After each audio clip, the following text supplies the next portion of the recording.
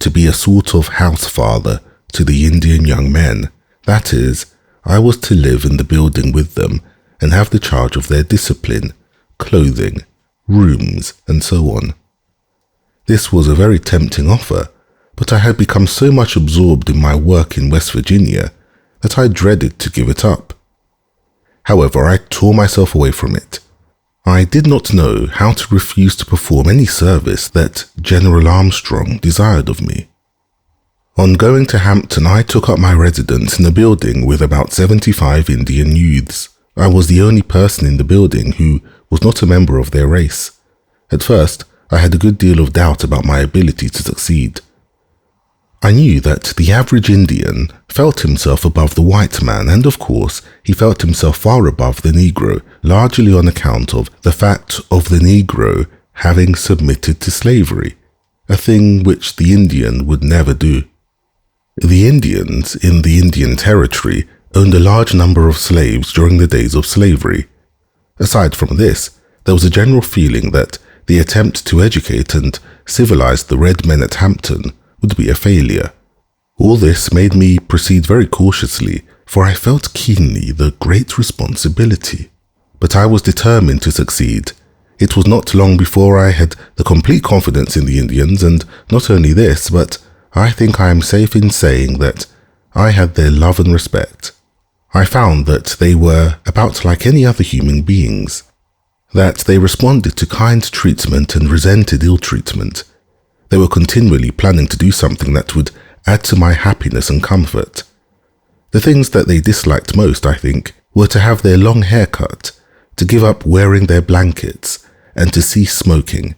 But no white American ever thinks that any other race is wholly civilized until he wears the white man's clothes, eats the white man's food, speaks the white man's language, and professes the white man's religion.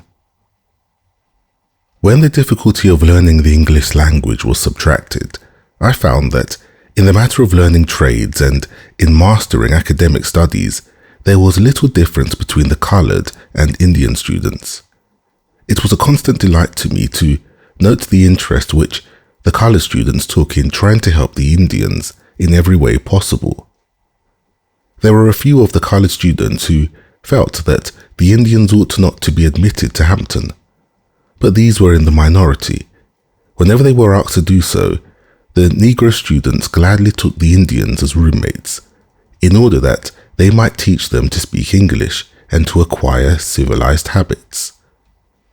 I have often wondered if there was a white institution in this country whose students would have welcomed the incomings of more than 100 companions of another race in the cordial way that these black students at Hampton welcomed the red ones. How often I have wanted to say to white students that they lift themselves up in proportion as they help to lift others, and the more unfortunate the race, and the lower in the scale of civilization, the more does one raise oneself by giving the assistance. This reminds me of a conversation which I once had with the Honorable Frederick Douglass. At one time, Mr. Douglass was traveling in the state of Pennsylvania and was forced, on account of his color, to ride in the baggage car in spite of the fact that he had paid the same price for his passage that the other passengers had paid.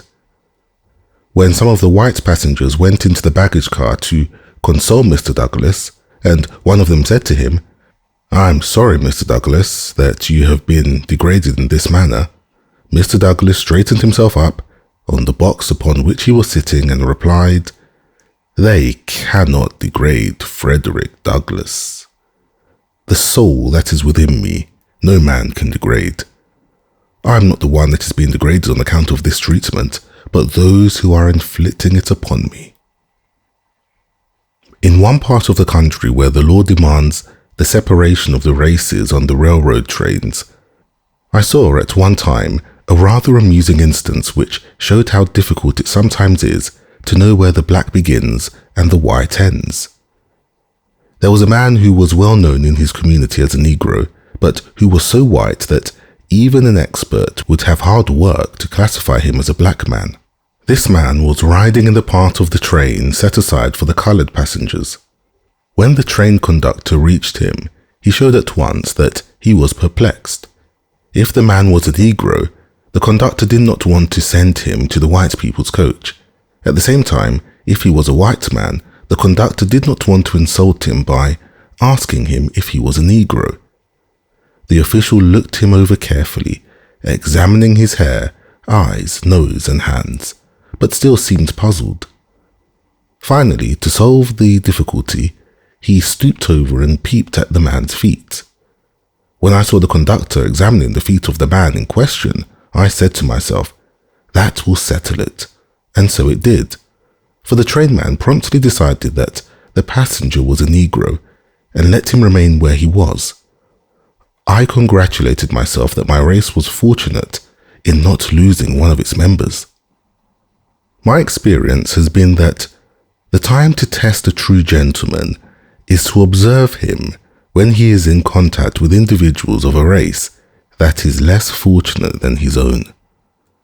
This is illustrated in no better way than by observing the conduct of the old school type of Southern gentleman when he is in contact with his former slaves or their descendants. An example of what I mean is shown in the story of George Washington, who, meeting a colored man in the road once who politely lifted his hat, lifted his own in return.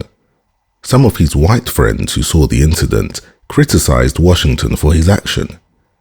In reply to their criticism, George Washington said, "Do you suppose that I am going to permit a poor, ignorant colored man to be more polite than I am?"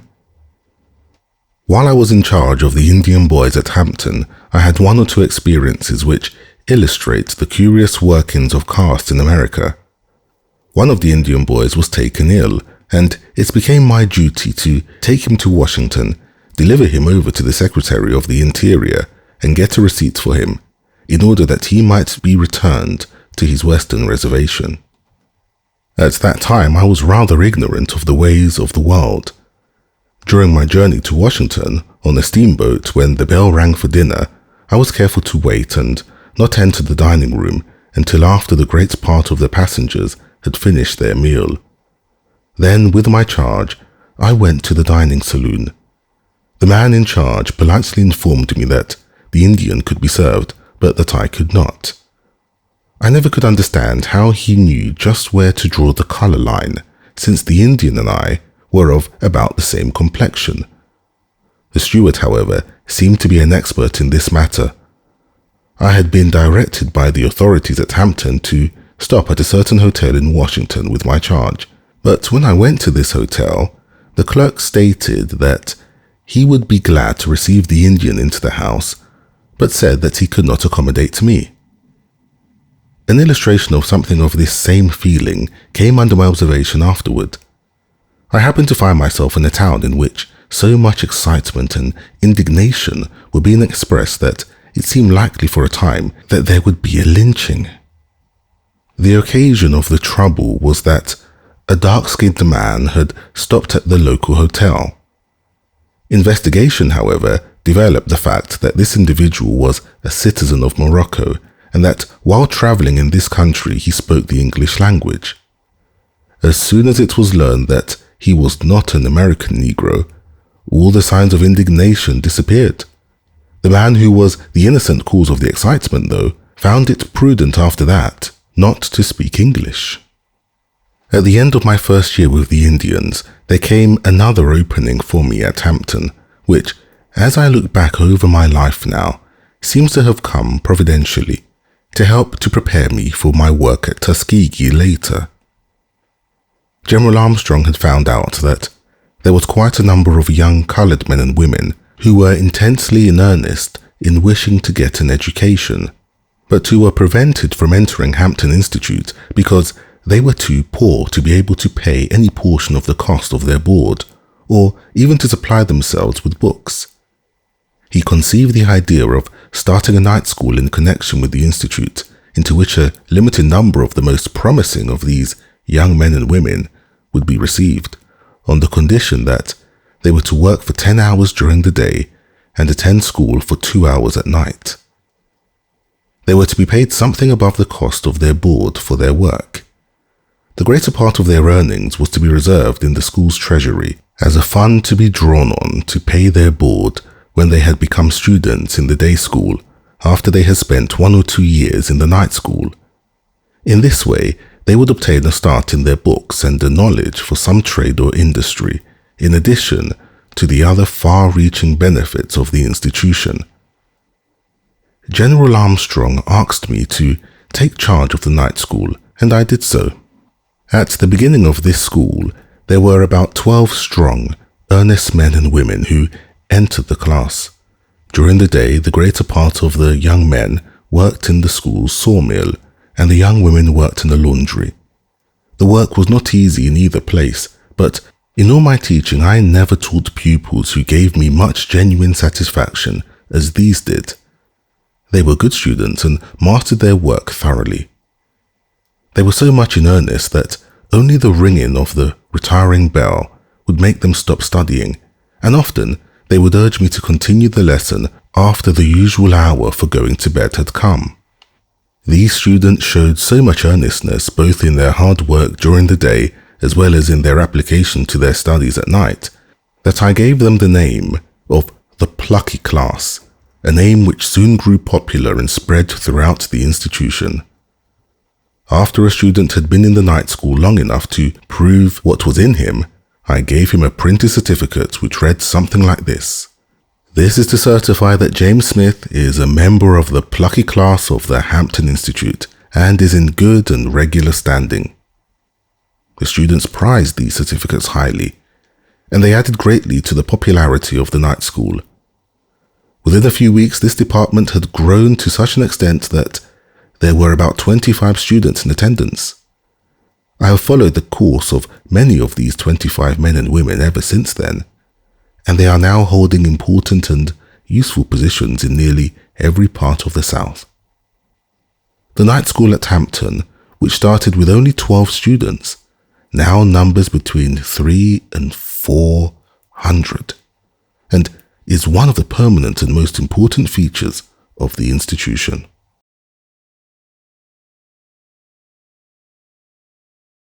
Chapter 7. Early Days at Tuskegee. During the time that I had charge of the Indians and the night school at Hampton, I pursued some studies myself, under the direction of the instructors there.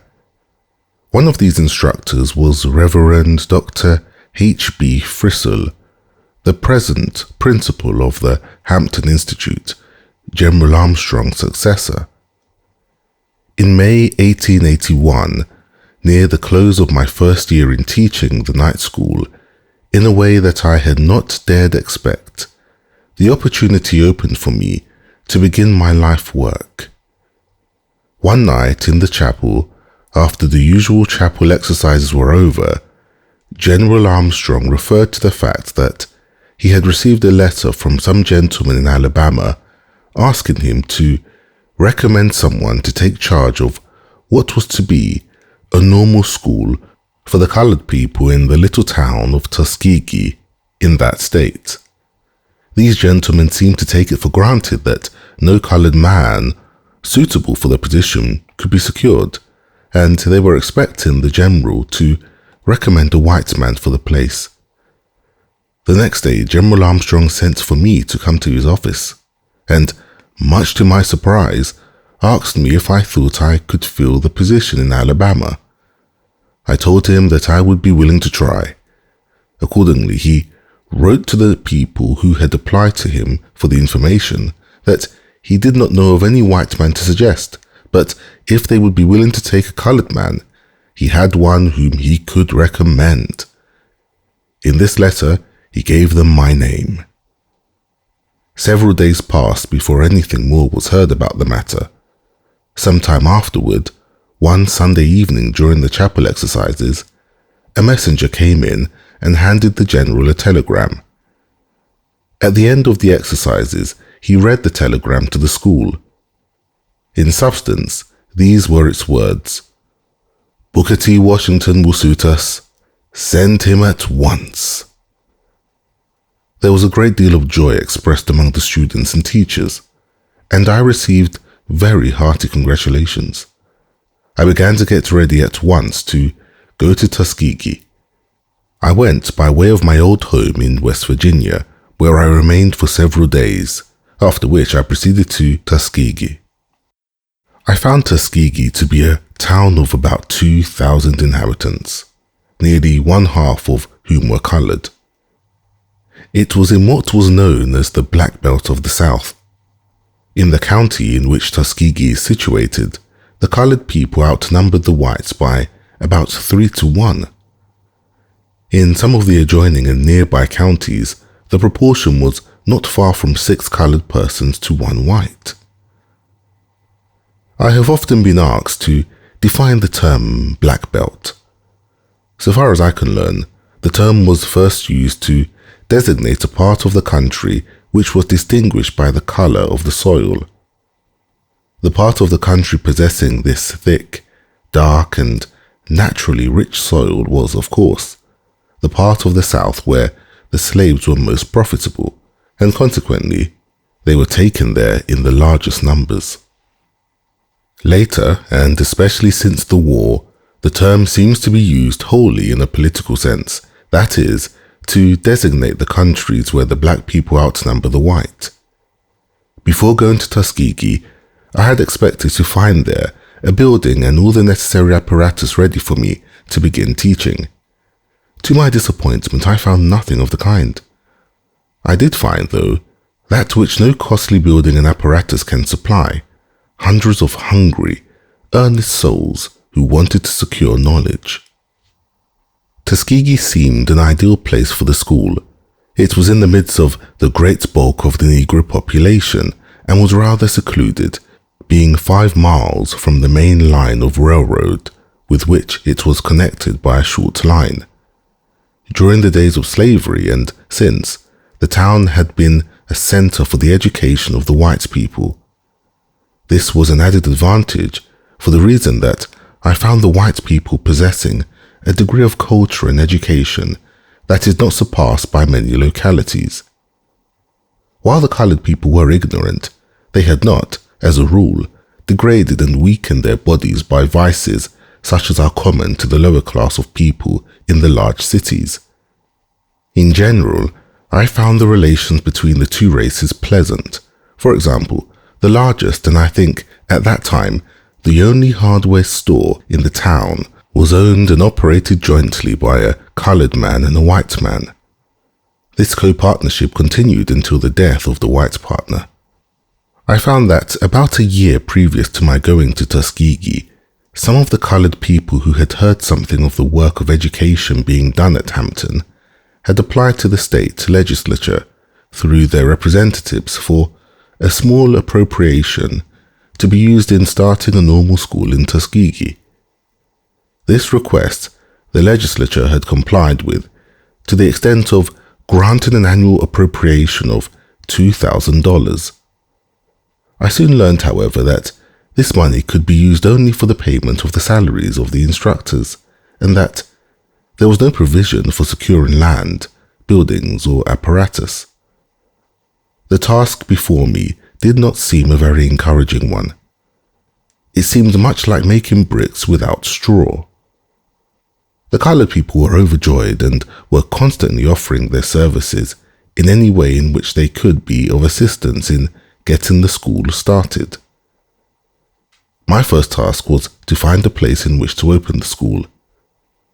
After looking the town over with some care, the most suitable place that could be secured seemed to be a rather dilapidated shanty near the Colored Methodist Church, together with the church itself as a sort of assembly room.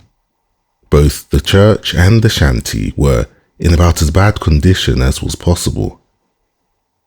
I recall that during the first months of school that I taught in this building, it was in such poor repair that whenever it rained, one of the older students would very kindly leave his lessons and hold an umbrella over me while I heard the recitations of the others.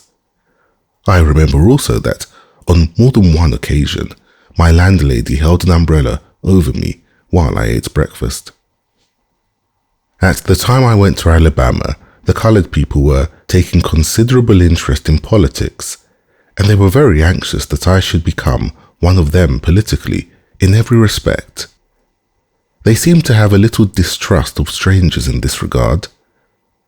I recall that one man, who seemed to have been designated by the others to look after my political destiny, came to me on several occasions and said, with a good deal of earnestness, "We want you to be sure to vote just like we vote.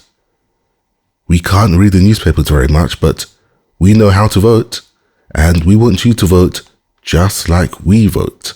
He added, "We watch the white man and we keeps watching the white man till we find out which way the white man's going to vote. And when we find out which way the white man's going to vote, then we votes exactly the other way. Then we knows we rights." I am glad to add, however, that at the present time, the disposition to vote against the white man merely because he is white is largely disappearing, and the race is learning to vote from principle for what the other voters considers to be for the best interest of both races. I reached Tuskegee, as I have said, in early June 1881. The first month I spent in finding accommodations for the school and in traveling through Alabama, examining into the actual life of the people, especially in the court districts, and in getting the school advertised among the class of people that I wanted to have attend it. The most of my traveling was done over the country roads with a mule and a cart, or a mule and a buggy wagon for conveyance. I ate and slept with the people in their little cabins. I saw their farms, their schools, their churches. Since, in the case of the most of these visits, there had been no notice given in advance that a stranger was expected, I had the advantage of seeing the real, everyday life of the people. In the plantation districts, I found that, as a rule, the whole family slept in one room, and that in addition to the immediate family, there sometimes were relatives or others not related to the family who slept in the same room. On more than one occasion, I went outside the house to get ready for bed or to wait until the family had gone to bed. They usually contrived some kind of a place for me to sleep, either on the floor or in a special part of another's bed. Rarely was there any place provided in the cabin where one could bathe even the face and hands, but usually some provision was made for this outside the house in the yard. The common diet of the people was fat pork and cornbread. At times I have eaten in cabins where they had only cornbread and black-eyed peas cooked in plain water. The people seemed to have no other idea than to live on this fat meat and cornbread, the meat and the meal of which the bread was made, having been brought at a high price at a store in town, notwithstanding the fact that the land all about the cabin homes could easily have been made to produce nearly every kind of garden vegetable that is raised anywhere in the country. Their one object seemed to be to plant nothing but cotton, and in many cases, cotton was planted up to the very door of the cabin.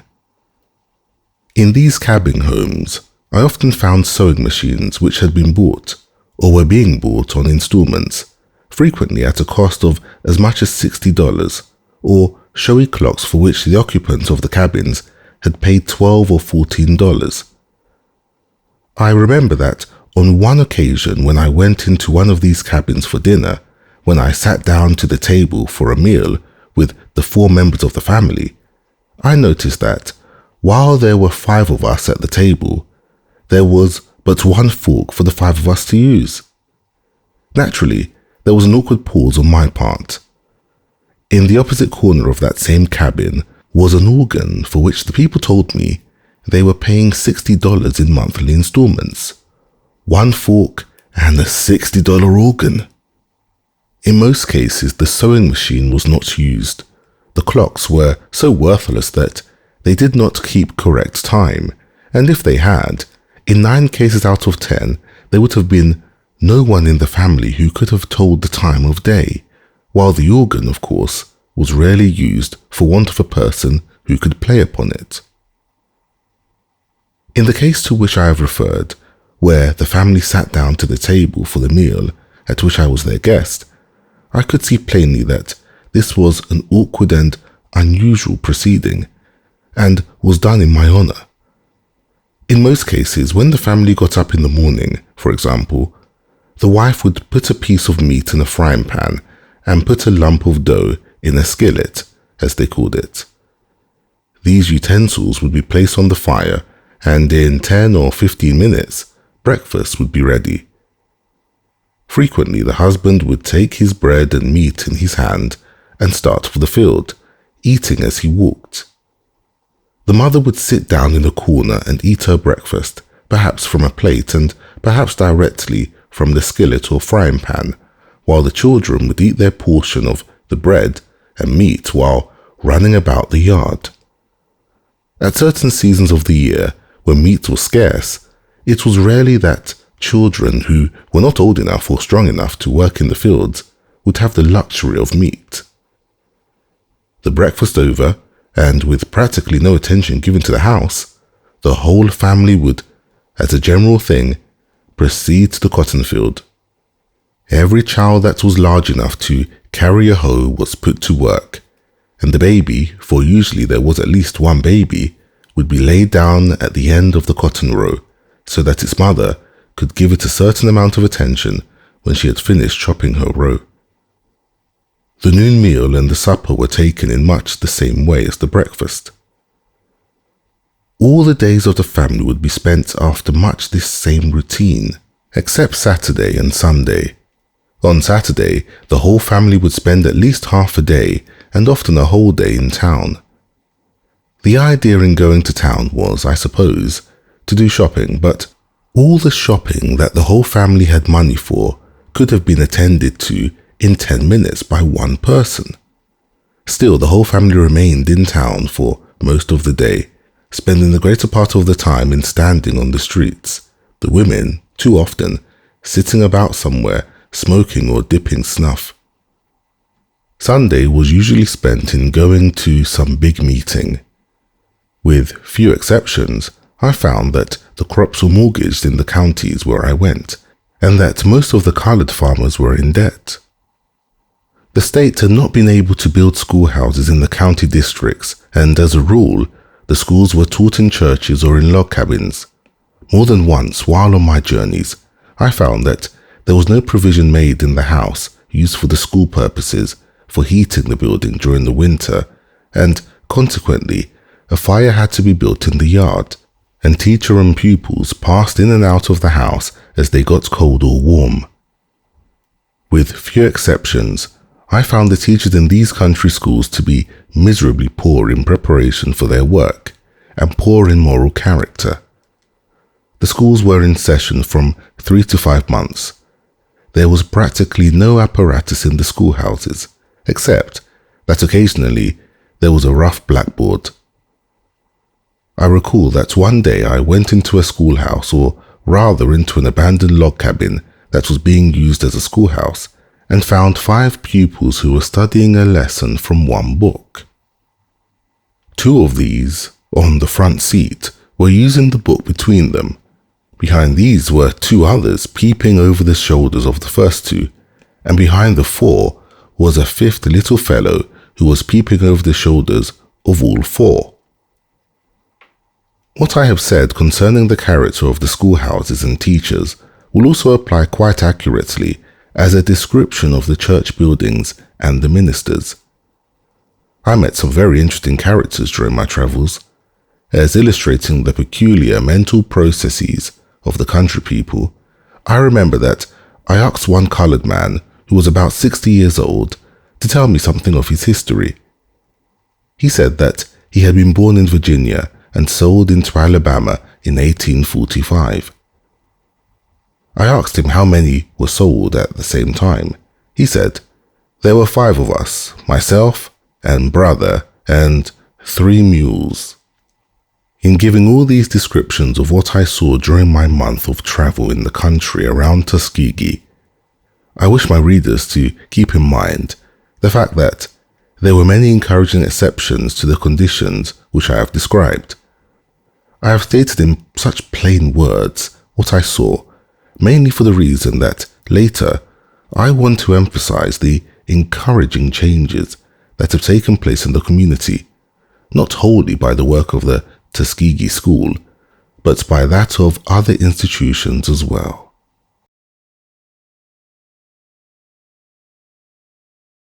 Chapter 8. Teaching School in a Stable and a Henhouse.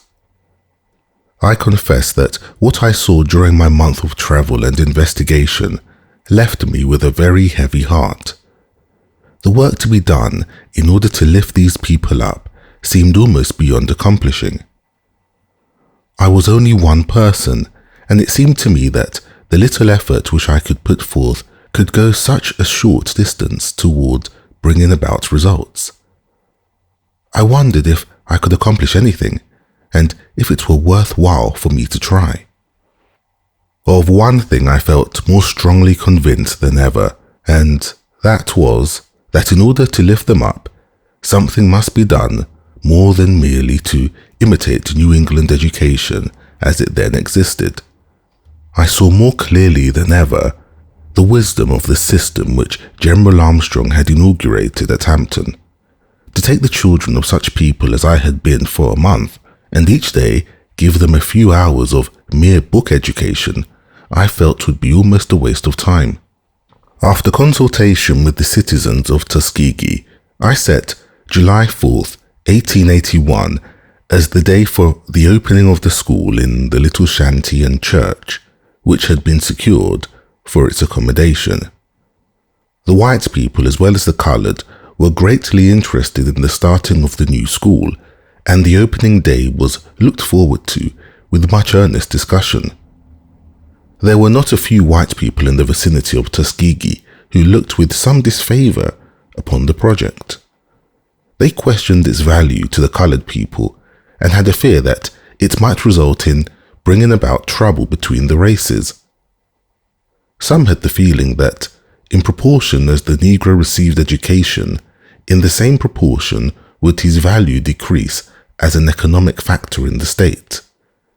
These people feared the result of education that would be that the Negroes would leave the farms, and that it would be difficult to secure them for domestic service.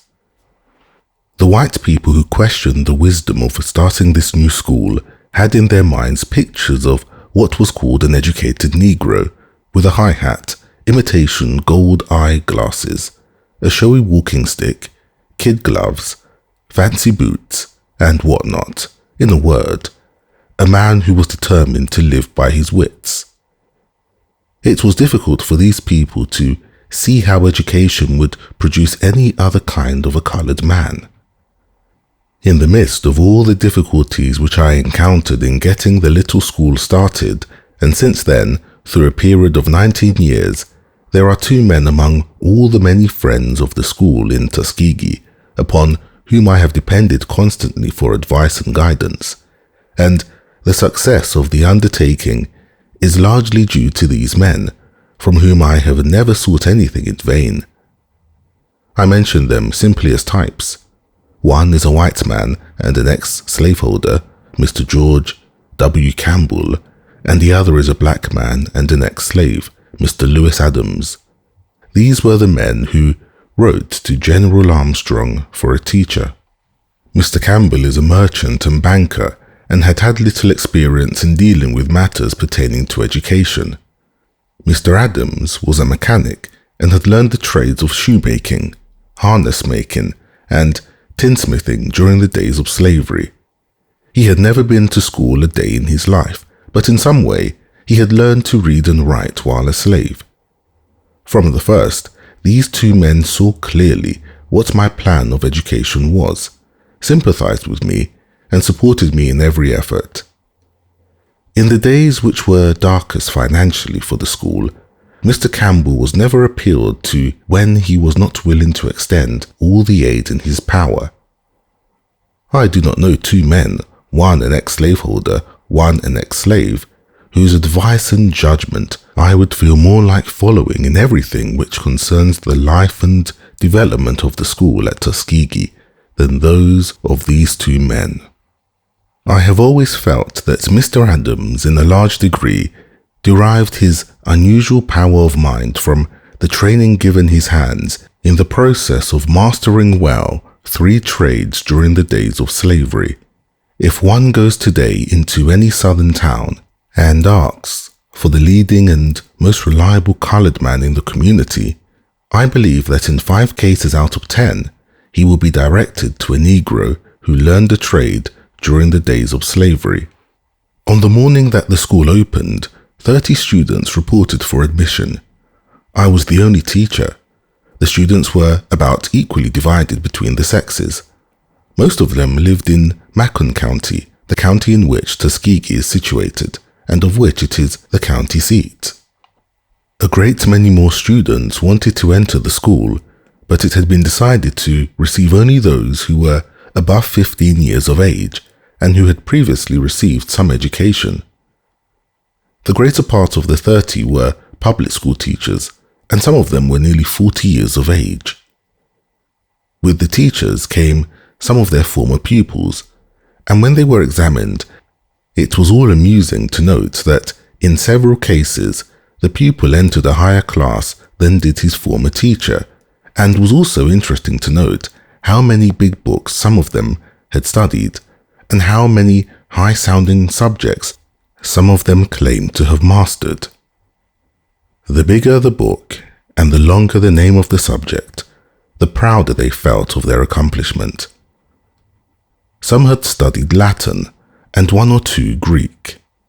This they thought entitled them to special distinction.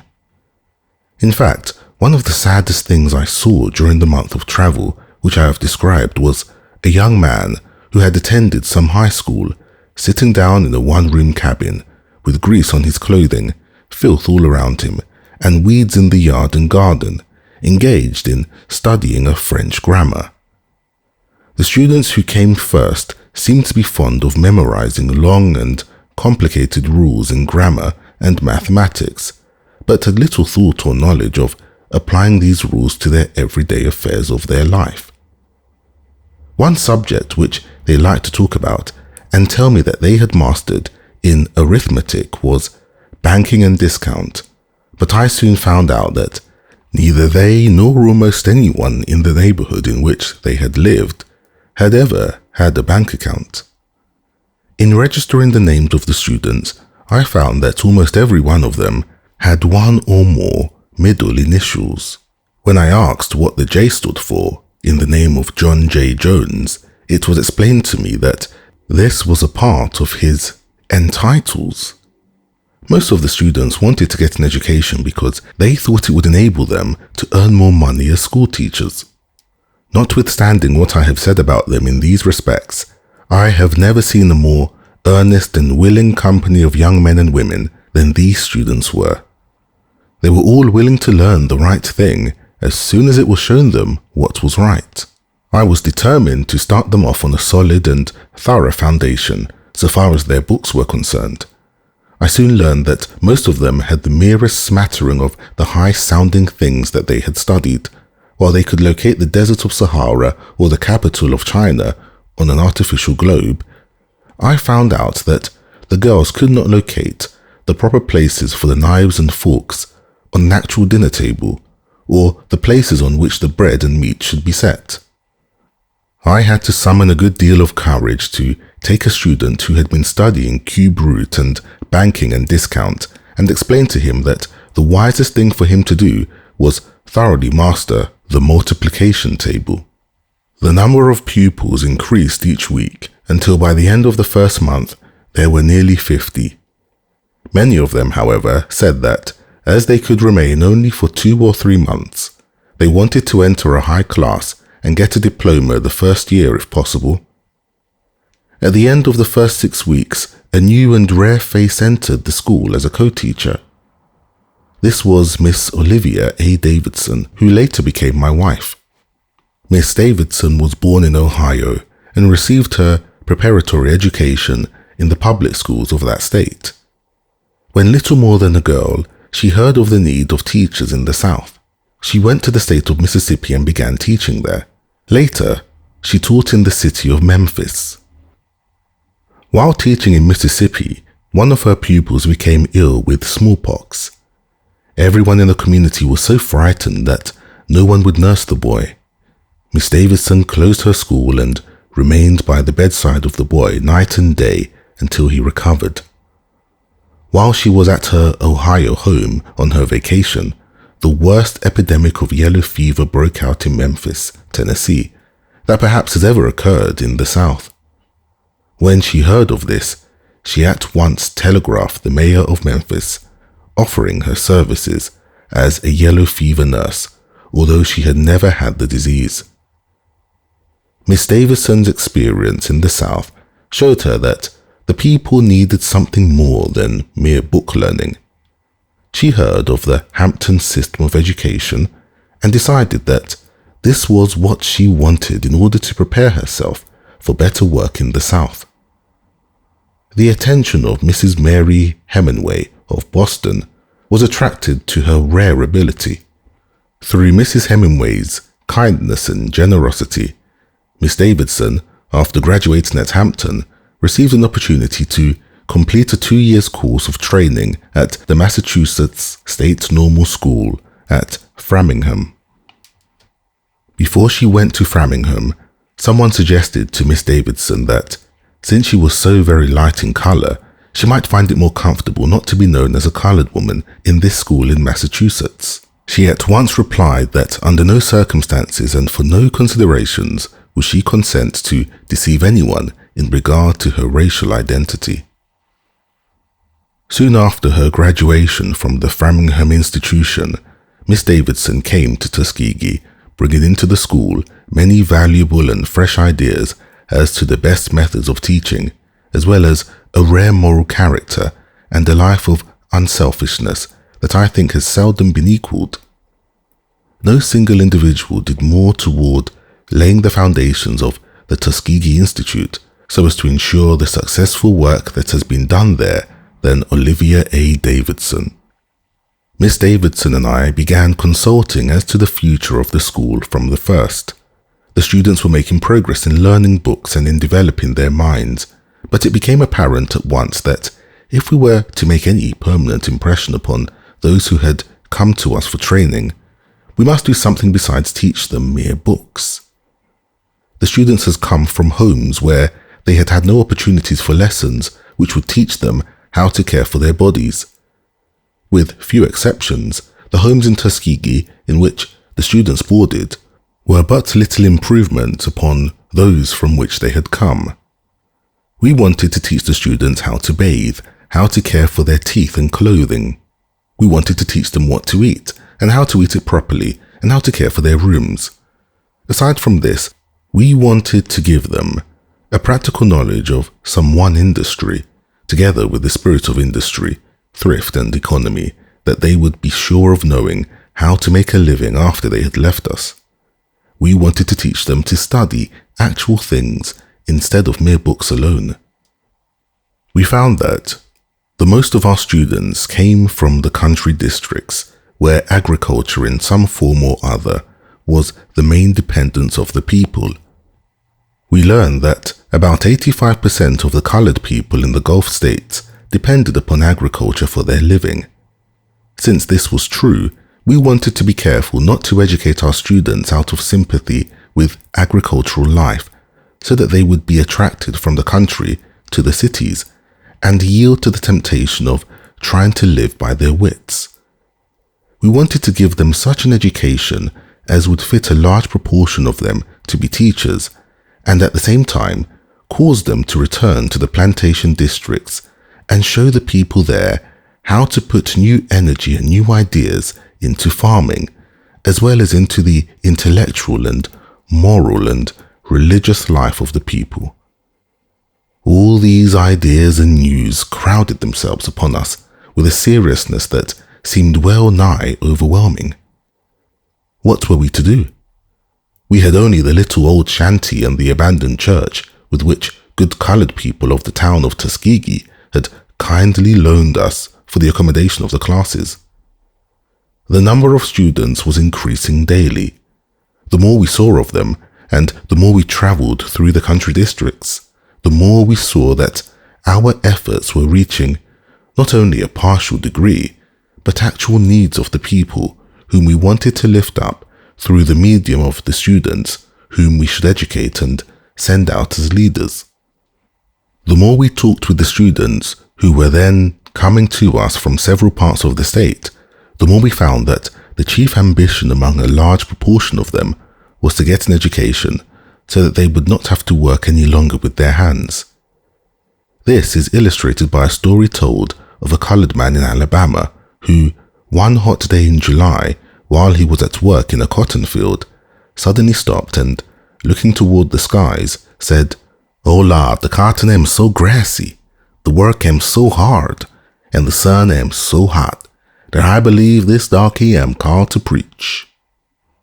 About 3 months after the opening of the school, and at the time when we were in the greatest anxiety about our work, there came into market for sale an old and abandoned plantation, which was situated about a mile from the town of Tuskegee. The mansion house, or big house as it would have been called, which had been occupied by the owners during slavery, had been burned. After making a careful examination of the place, it seemed to be just the location that we wanted in order to make our work effective and permanent.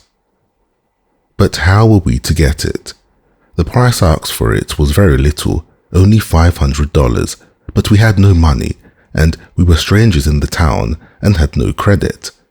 The owner of the land agreed to let us occupy the place if we could make a payment of $250 down, with the understanding that the remaining $250 must be paid within a year.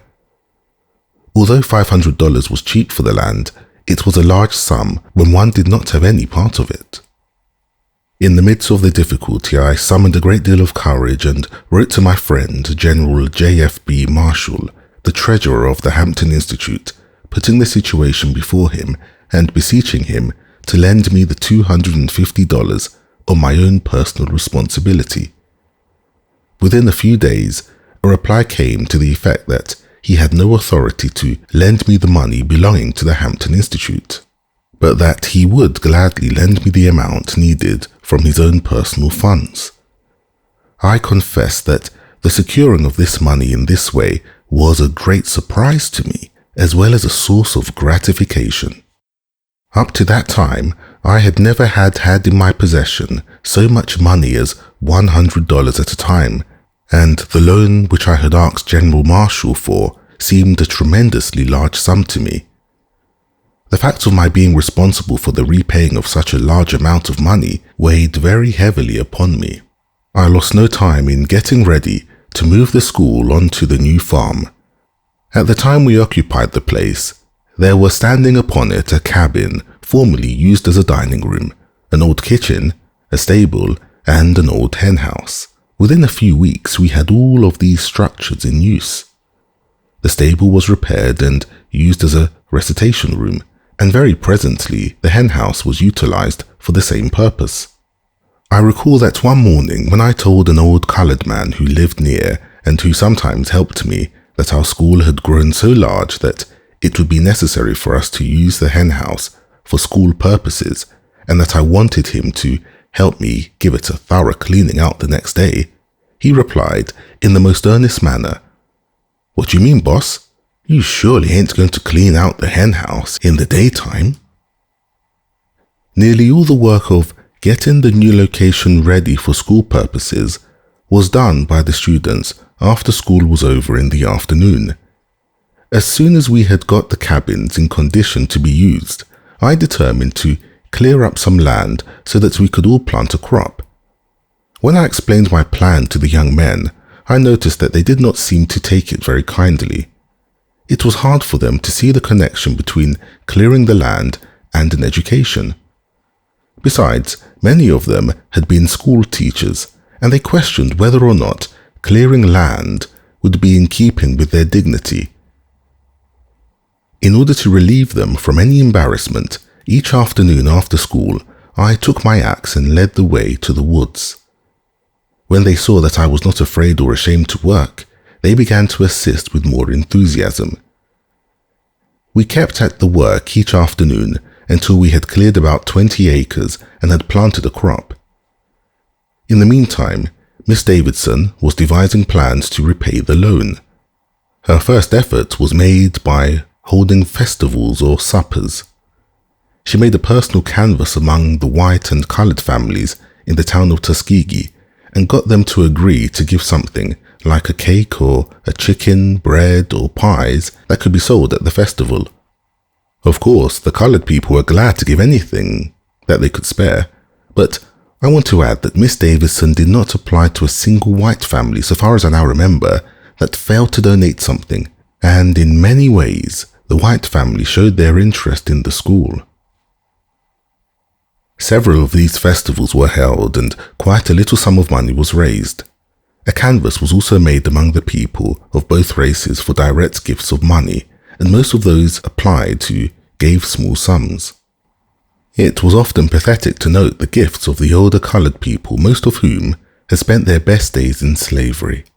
Sometimes they would give 5 cents, sometimes 25 cents. Sometimes the contribution was a quilt or a quantity of sugarcane. I recall one old coloured woman who was about 70 years of age who came to see me when we were raising money to pay for the farm. She hobbled into the room where I was, leaning on a cane. She was clad in rags, but they were clean. She said, "Mr. Washington, God knows I spent the best days of my life in slavery. God knows I was ignorant and poor, but," she added, "I knows what you and Miss Davidson is trying to do. I knows you was trying to make better men and better women for the colored race.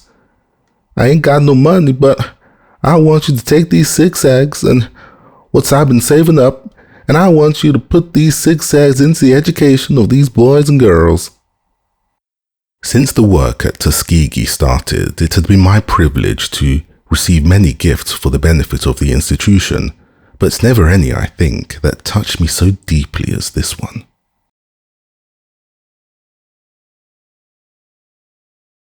Chapter 9: Anxious Days and Sleepless Nights. The coming of Christmas, that first year of our residence in Alabama, gave us an opportunity to get a farther insight into the real life of the people. The first thing that reminded us that Christmas had arrived was the 4-day visits of scores of children rapping at our doors, asking for Christmas gifts. Between the hours of 2 o'clock and 5 o'clock in the morning, I presume that we must have had 100 such calls. This custom prevails throughout this portion of the South today. During the days of slavery, it was a custom quite generally observed throughout all the southern states to give the colored people a week of holiday at Christmas, or to allow the holiday to continue as long as the Yule log lasted. The male members of the race, and often the female members, were expected to get drunk. We found that for a whole week, the colored people in and around Tuskegee dropped work the day before Christmas, and that it was difficult for anyone to perform any service from the time they stopped work until after the New Year. Persons who at other times did not use strong drink thought it quite the proper thing to indulge in it rather freely during the Christmas week. There was a widespread hilarity and a free use of guns, pistols and gunpowder generally. The sacredness of the season seemed to have been almost wholly lost sight of. During this first Christmas vacation, I went some distance from the town to visit the people on one of the large plantations. In their poverty and ignorance, it was pathetic to see their attempts to get joy out of the season that in most parts of the country is so sacred and so dear to the heart. In one cabin, I noticed that all that the 5 children had to remind them of the coming Christ was a single bunch of firecrackers, which they had divided among them. In another cabin, where there were at least a half-dozen persons, they had only 10 cents worth of ginger cakes, which had been bought in the store the day before. In another family, they had only a few pieces of sugarcane. In still another cabin, I found nothing but a new jug of cheap, mean whiskey, which the husband and wife were making free use of, notwithstanding the fact that the husband was one of the local ministers. In a few instances, I found that the people had gotten hold of some bright-coloured cards that had been designed for advertising purposes and were making the most of these. In other homes, some members of the family had brought a new pistol. In the majority of cases, there was nothing to be seen in the cabin to remind one of the coming of the Saviour, except that the people had ceased work in the fields and were lounging about in their homes. At night, during Christmas week, they usually had what they called a frolic in some cabin on the plantation. That meant a kind of rough dance where there was likely to be a good deal of whiskey used and where there might be some shooting or cutting with razors. While I was making this Christmas visit, I met an old coloured man who was one of the numerous local preachers who tried to convince me from the experience Adam had in the Garden of Eden that God had cursed all labour and that therefore it was a sin for any man to work. For that reason, this man sought to do as little work as possible. He seemed at the time to be supremely happy because he was living, as he expressed it, through 1 week that was free from sin. In the school, we made a special effort to teach our students the meaning of Christmas and to give them lessons in its proper observance. In this, we have been successful to a degree that makes me feel safe in saying that the season now has a new meaning, not only through all that immediate region, but, in a measure, wherever our graduates have gone. At the present time, one of the most satisfactory features of the Christmas and Thanksgiving season at Tuskegee is the unselfish and beautiful way in which our graduates and students spend their time in administering to the comfort and happiness of others, especially the unfortunate. Not long ago, some of our young men spent a holiday in rebuilding a cabin for a helpless coloured woman who was about 75 years old. At another time, I remember that I made it known in chapel one night that a very poor student was suffering from cold because he needed a coat. The next morning, 2 coats were sent from my office for him. I have referred to the disposition on the part of the white people in the town of Tuskegee and vicinity to help the school. From the first, I resolved to make the school a real part of the community in which it was located. I was determined that no one should have the feeling that it was a foreign institution dropped down in the midst of the people for which they had no responsibility and in which they had no interest. I noticed that the very fact that they had been asking to contribute toward the purchase of the land made them begin to feel as if it was going to be their school to a large degree. I noted that just in proportion as we made the white people feel that the institution was part of the life of the community, and that while we wanted to make friends in Boston, for example, we also wanted to make white friends in Tuskegee, and that we wanted to make the school of real service to all the people, their attitude toward the school became favourable. Perhaps I might add right here what I hope to demonstrate later, that, so far as I know, the Tuskegee school at the present time has no warmer and more enthusiastic friends anywhere than it has among the white citizens of Tuskegee and throughout the state of Alabama and the entire South. From the first, I have advised our people in the South to make friends in every straightforward, manly way with their next-door neighbour, whether he be a black man or a white man. I have also advised them, where no principle is at stake, to consult the interests of their local communities and to advise with their friends in regard to their voting. For several months, the work of securing the money with which to pay for the farm went on without ceasing. At the end of 3 months, enough was secured to repay the loan of $250 to General Marshall, and within 2 months more, we had secured the entire $500 and had received a deed of the 100 acres of land. This gave us a great deal of satisfaction. It was not only a source of satisfaction to secure a permanent location for the school, but it was equally satisfactory to know that the greater part of the money with which it was paid for had been gotten from the white and coloured people in the town of Tuskegee. The most of this money was obtained by holding festivals and concerts and from small individual donations. Our next effort was in the direction of increasing the cultivation of the land so as to secure some return from it, and at the same time give the students training in agriculture. All the industries at Tuskegee have been started in natural and logical order, growing out of the needs of a community settlement. We began with farming because we wanted something to eat. Many of the students also were able to remain in school but a few weeks at a time because they had so little money with which to pay their board.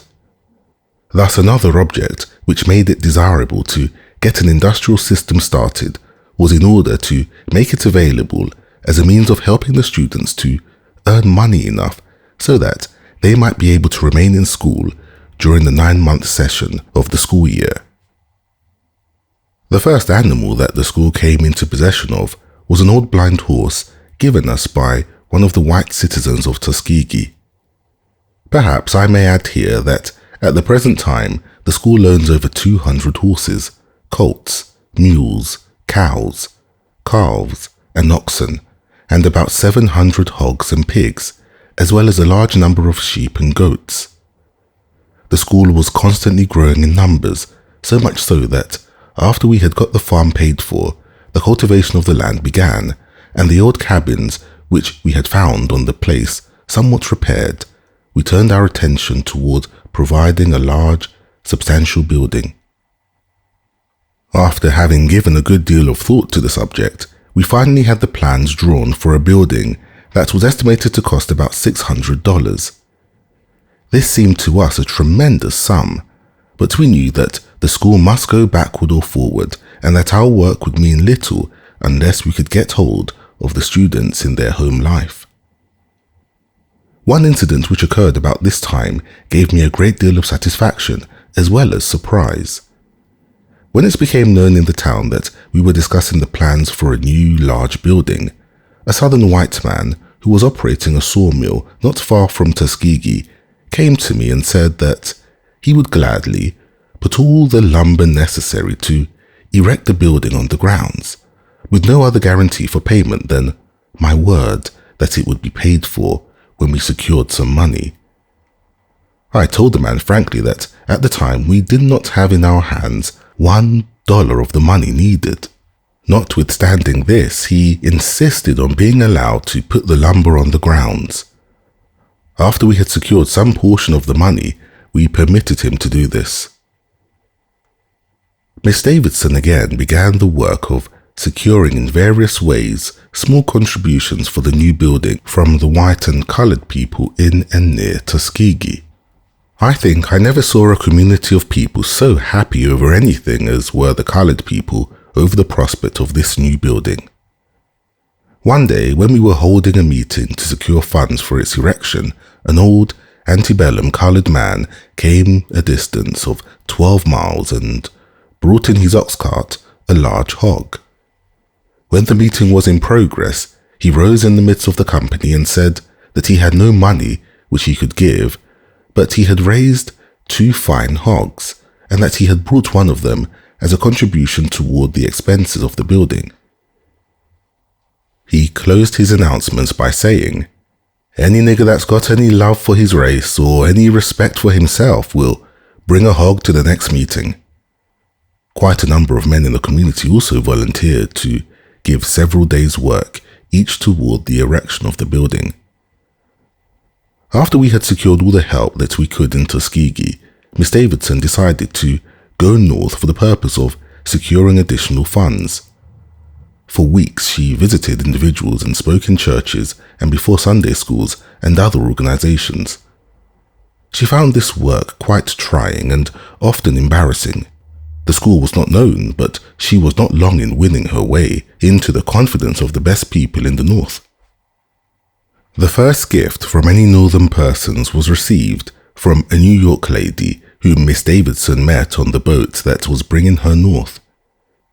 They fell into a conversation, and the northern lady became so much interested in the efforts being made at Tuskegee that before they parted, Miss Davidson was handed a check for $50. For some time before our marriage and also after it, Miss Davidson kept up the work of securing money in the North and in the South by interesting people, by personal visits and through correspondence. At the same time, she kept in close touch with the work at Tuskegee as lady principal and classroom teacher. In addition to this, she worked among the older people in and near Tuskegee and taught a Sunday school class in the town. She was never very strong, but never seemed happy unless she was given all of her strength to the cause which she loved. Often at night, after spending the day in going from door to door, trying to interest persons in the work at Tuskegee, she would be so exhausted that she could not undress herself. A lady upon whom she called in Boston afterward told me that at one time, when Miss Davidson called her to see and send up her card, the lady was detained a little before she could see Miss Davidson, and when she entered the parlour, she found Miss Davidson so exhausted that she had fallen asleep. While putting up our first building, which was named Porter Hall after Mr. A.H. Porter of Brooklyn, New York, who gave a generous sum towards its erection, the need for money became acute. I had given one of our creditors a promise that upon a certain day he should be paid $400. On the morning of that day, we did not have $1. The mail arrived at the school at 10 o'clock, and in this mail, there was a check sent by Miss Davidson for exactly $400. I could relate many instances of almost the same character. This $400 was given by two ladies in Boston. 2 years later, when the work at Tuskegee had grown considerably, and when we were in the midst of a season when we were so much in need of money that the future looked doubtful and gloomy, the same two Boston ladies sent us $6,000. Words cannot describe our surprise or the encouragement that the gift brought to us. Perhaps I might add here that for 14 years, these same friends have sent us $6,000 a year. As soon as the plans were drawn for the new building, the students began digging out the earth where the foundations were to be laid, working after the regular classes were over. They had not fully outgrown the idea that it was hardly the proper thing for them to use their hands, since they had come there, as one of them expressed it, to be educated and not to work. Gradually, though, I noted with satisfaction that a sentiment in favor of work was gaining ground. After a few weeks of hard work, the foundations were ready and the day was appointed for the laying of the cornerstone. When it is considered that the laying of this cornerstone took place in the heart of the South, in the Black Belt, in the center of that part of our country that was most devoted to slavery, that at that time had been abolished only about 16 years, that only 16 years before no Negro could be taught from books without the teacher receiving the condemnation of the law or of public sentiment. When all this is considered, the scene that was witnessed on that spring day at Tuskegee was a remarkable one. I believe there are few places in the world where it could have taken place. The principal address was delivered by the Honorable Waddy Thompson, the Superintendent of Education for the county. About the cornerstone were gathered the teachers, the students, their parents and friends, the county officials who were white, and all the leading white men in that vicinity, together with many of the black men and women whom the same white people but a few years before had held a title as to property. The members of both races were anxious to exercise the privilege of placing under the cornerstone some memento. Before the building was completed, we passed through some very trying seasons. More than once our hearts were made to bleed, as it were, because bills were falling due that we did not have the money to meet. Perhaps no one who has not gone through the experience, month after month, of trying to erect buildings and provide equipment for a school where no one knew where the money was to come from, can properly appreciate the difficulties under which we labored. During the first years at Tuskegee, I recall that night after night I would roll and toss on my bed without sleep because of the anxiety and uncertainty which we were in regarding money. I knew that, in a large degree, we were trying an experiment, that of testing whether or not it was possible for Negroes to build up and control the affairs of a large education institution. I knew that if we failed, it would injure the whole race. I knew that the presumption was against us. I knew that in the case of white people beginning such an enterprise, it would be taken for granted that they were going to succeed. But in our case, I felt that people would be surprised if we succeeded. All this made a burden which pressed down on us sometimes, it seemed, at the rate of £1,000 to the square inch. In all our difficulties and anxieties, however, I never went to a white or black person in the town of Tuskegee for any assistance that was in their power to render without being helped according to their means. More than a dozen times, when bills figuring up to the hundreds of dollars were falling due, I applied to the white men of Tuskegee for small loans, often borrowing small amounts from as many as half dozen persons to meet our obligations. One thing I was determined to do from the first, and that was to keep the credit of the school high, and this I think I can say without boasting, we have done all through these years.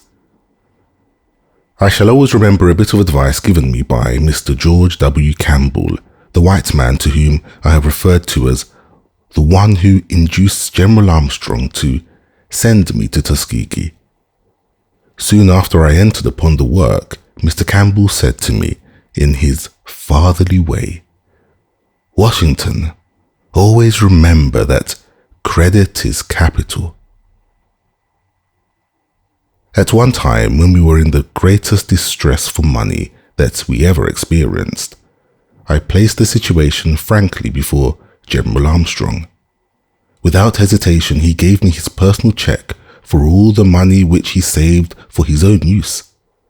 This was not the only time that General Armstrong helped Tuskegee in this way. I do not think I have ever made this fact public before. During the summer of 1882, at the end of the first year's work of the school, I was married to Miss Fanny N. Smith of Malden. We began keeping house in Tuskegee early in the fall. This made a home for our teachers, who now had been increased to 4 in number. My wife was also a graduate of the Hampton Institute.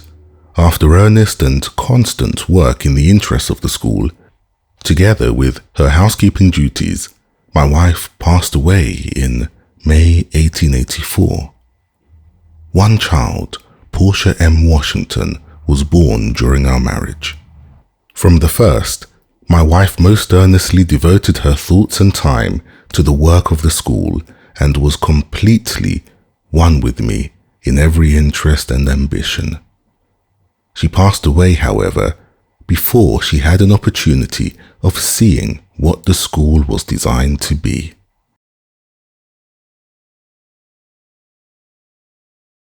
Chapter 10. A harder task than making bricks without straw. From the very beginning at Tuskegee, I was determined to have the students do not only the agricultural and domestic work, but to have them erect their own buildings.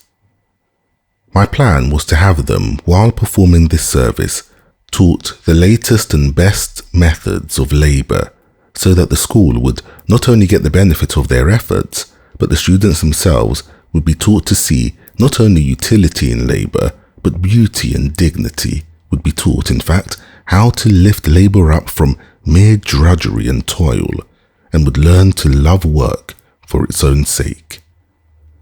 My plan was not to teach them to work in the old way, but to show them how to make the forces of nature, air, water, steam, electricity, horsepower, assist them in their labor. At first, many advised against the experiment of having the buildings erected by the labor of the students, but I was determined to stick to it. I told those who doubted the wisdom of the plan that I knew that our first buildings would not be so comfortable or so complete in their finish as buildings erected by the experienced hands of outside workmen, but that in the teaching of civilization, self-help, and self-reliance, the erection of buildings by the students themselves would more than compensate for any lack of comfort or fine finish. I further told those who doubted the wisdom of this plan that the majority of our students came to us in poverty, from the cabins of the cotton, sugar and rice plantations of the South, and that while I knew it would please the students very much to place them at once in finely constructed buildings, I felt that it would be following out a more natural process of development to teach them how to construct their own buildings. Mistakes I knew would be made, but these mistakes would teach us valuable lessons for the future. During the now 19 years existence of the Tuskegee School, the plan of having the buildings erected by student labor has been adhered to. In this time, 40 buildings, counting small and large, have been built, and all except 4 are almost wholly the product of student labor. As an additional result, hundreds of men are now scattered throughout the South who receive their knowledge of mechanics while being taught how to erect these buildings.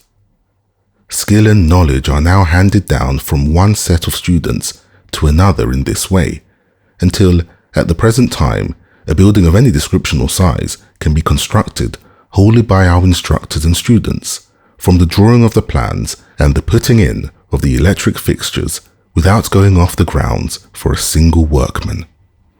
Not a few times when a new student has been led into the temptation of marring the looks of some building by lead pencil marks or by the cuts of a jackknife, I have heard an old student remind him, "Don't do that. That's our building. I helped put it up." In the early days of the school, I think my most trying experience was in the matter of brick making. As soon as we got the farm work reasonably well started, we directed our next efforts toward the industry of making bricks. We needed these for use in connection with the erection of our own buildings, but there was also another reason for establishing this industry. There was no brickyard in the town, and in addition to our own needs, there was a demand for bricks in the general market. I had always sympathized with the children of Israel in their task of making bricks without straw, but ours was the task of making bricks with no money and no experience. In the first place, the work was hard and dirty, and it was difficult to get their students to help. When it came to brick making, their distaste for manual labor in connection with book education became especially manifest. It was not a pleasant task for one to stand in the mud pit for hours, with the mud up to his knees. More than one man became disgusted and left the school. We tried several locations before we opened up a pit that furnished brick clay. I had always supposed that brick making was very simple, but I soon found out by bitter experience that it required special skill and knowledge, particularly in the burning of the bricks. After a good deal of effort, we molded about 25,000 bricks and put them into a kiln to be burned. This kiln turned out to be a failure because it was not properly constructed or properly burned. We began at once, however, on a second kiln. This, for some reason, also proved a failure. The failure of this kiln made it still more difficult to get the students to take part in the work. Several of the teachers, however, who had been trained in the industries at Hampton, volunteered their services, and in some way we succeeded in getting a third kiln ready for burning. The burning of a kiln required about a week. Toward the latter part of the week, when it seemed as if we were going to have a good many thousand bricks in a few hours, in the middle of the night the kiln fell. For the third time we had failed. The failure of this last kiln left me without a single dollar with which to make another experiment. Most of the teachers advised the abandoning of the effort to make bricks. In the midst of my troubles, I thought of a watch which had come into my possession years before. I took the watch to the city of Montgomery, which was not far distant, and placed it in a pawn shop. I secured cash upon it to the amount of $15, with which to renew the brickmaking experiment. I returned to Tuskegee and, with the help of the $15, rallied our rather demoralized and discouraged forces and began a fourth attempt to make bricks. This time, I am glad to say, we were successful. Before I got hold of any money, the time limit on my watch had expired, and I have never seen it since, but I have never regretted the loss of it. Brickmaking has now become such an important industry at the school that last season, our students manufactured 1,200,000 of first-class bricks of a quality suitable to be sold in any market. Aside from this, scores of young men have mastered the brickmaking trade, both the making of bricks by hand and by machinery, and are now engaged in this industry in many parts of the South. The making of these bricks taught me an important lesson in regard to the relations of the two races in the South. Many white people who had had no contact with the school, and perhaps no sympathy with it, came to us to buy bricks because they found out that ours were good bricks. They discovered that we were supplying a real want in the community.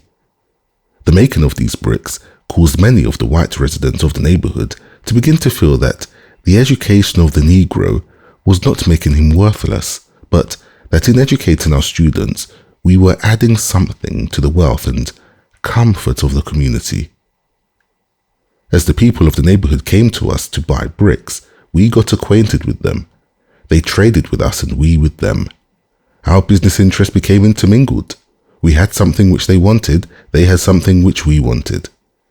This, in a large measure, helped to lay the foundation for the pleasant relations that have continued to exist between us and the white people in that section, and which now extend throughout the South.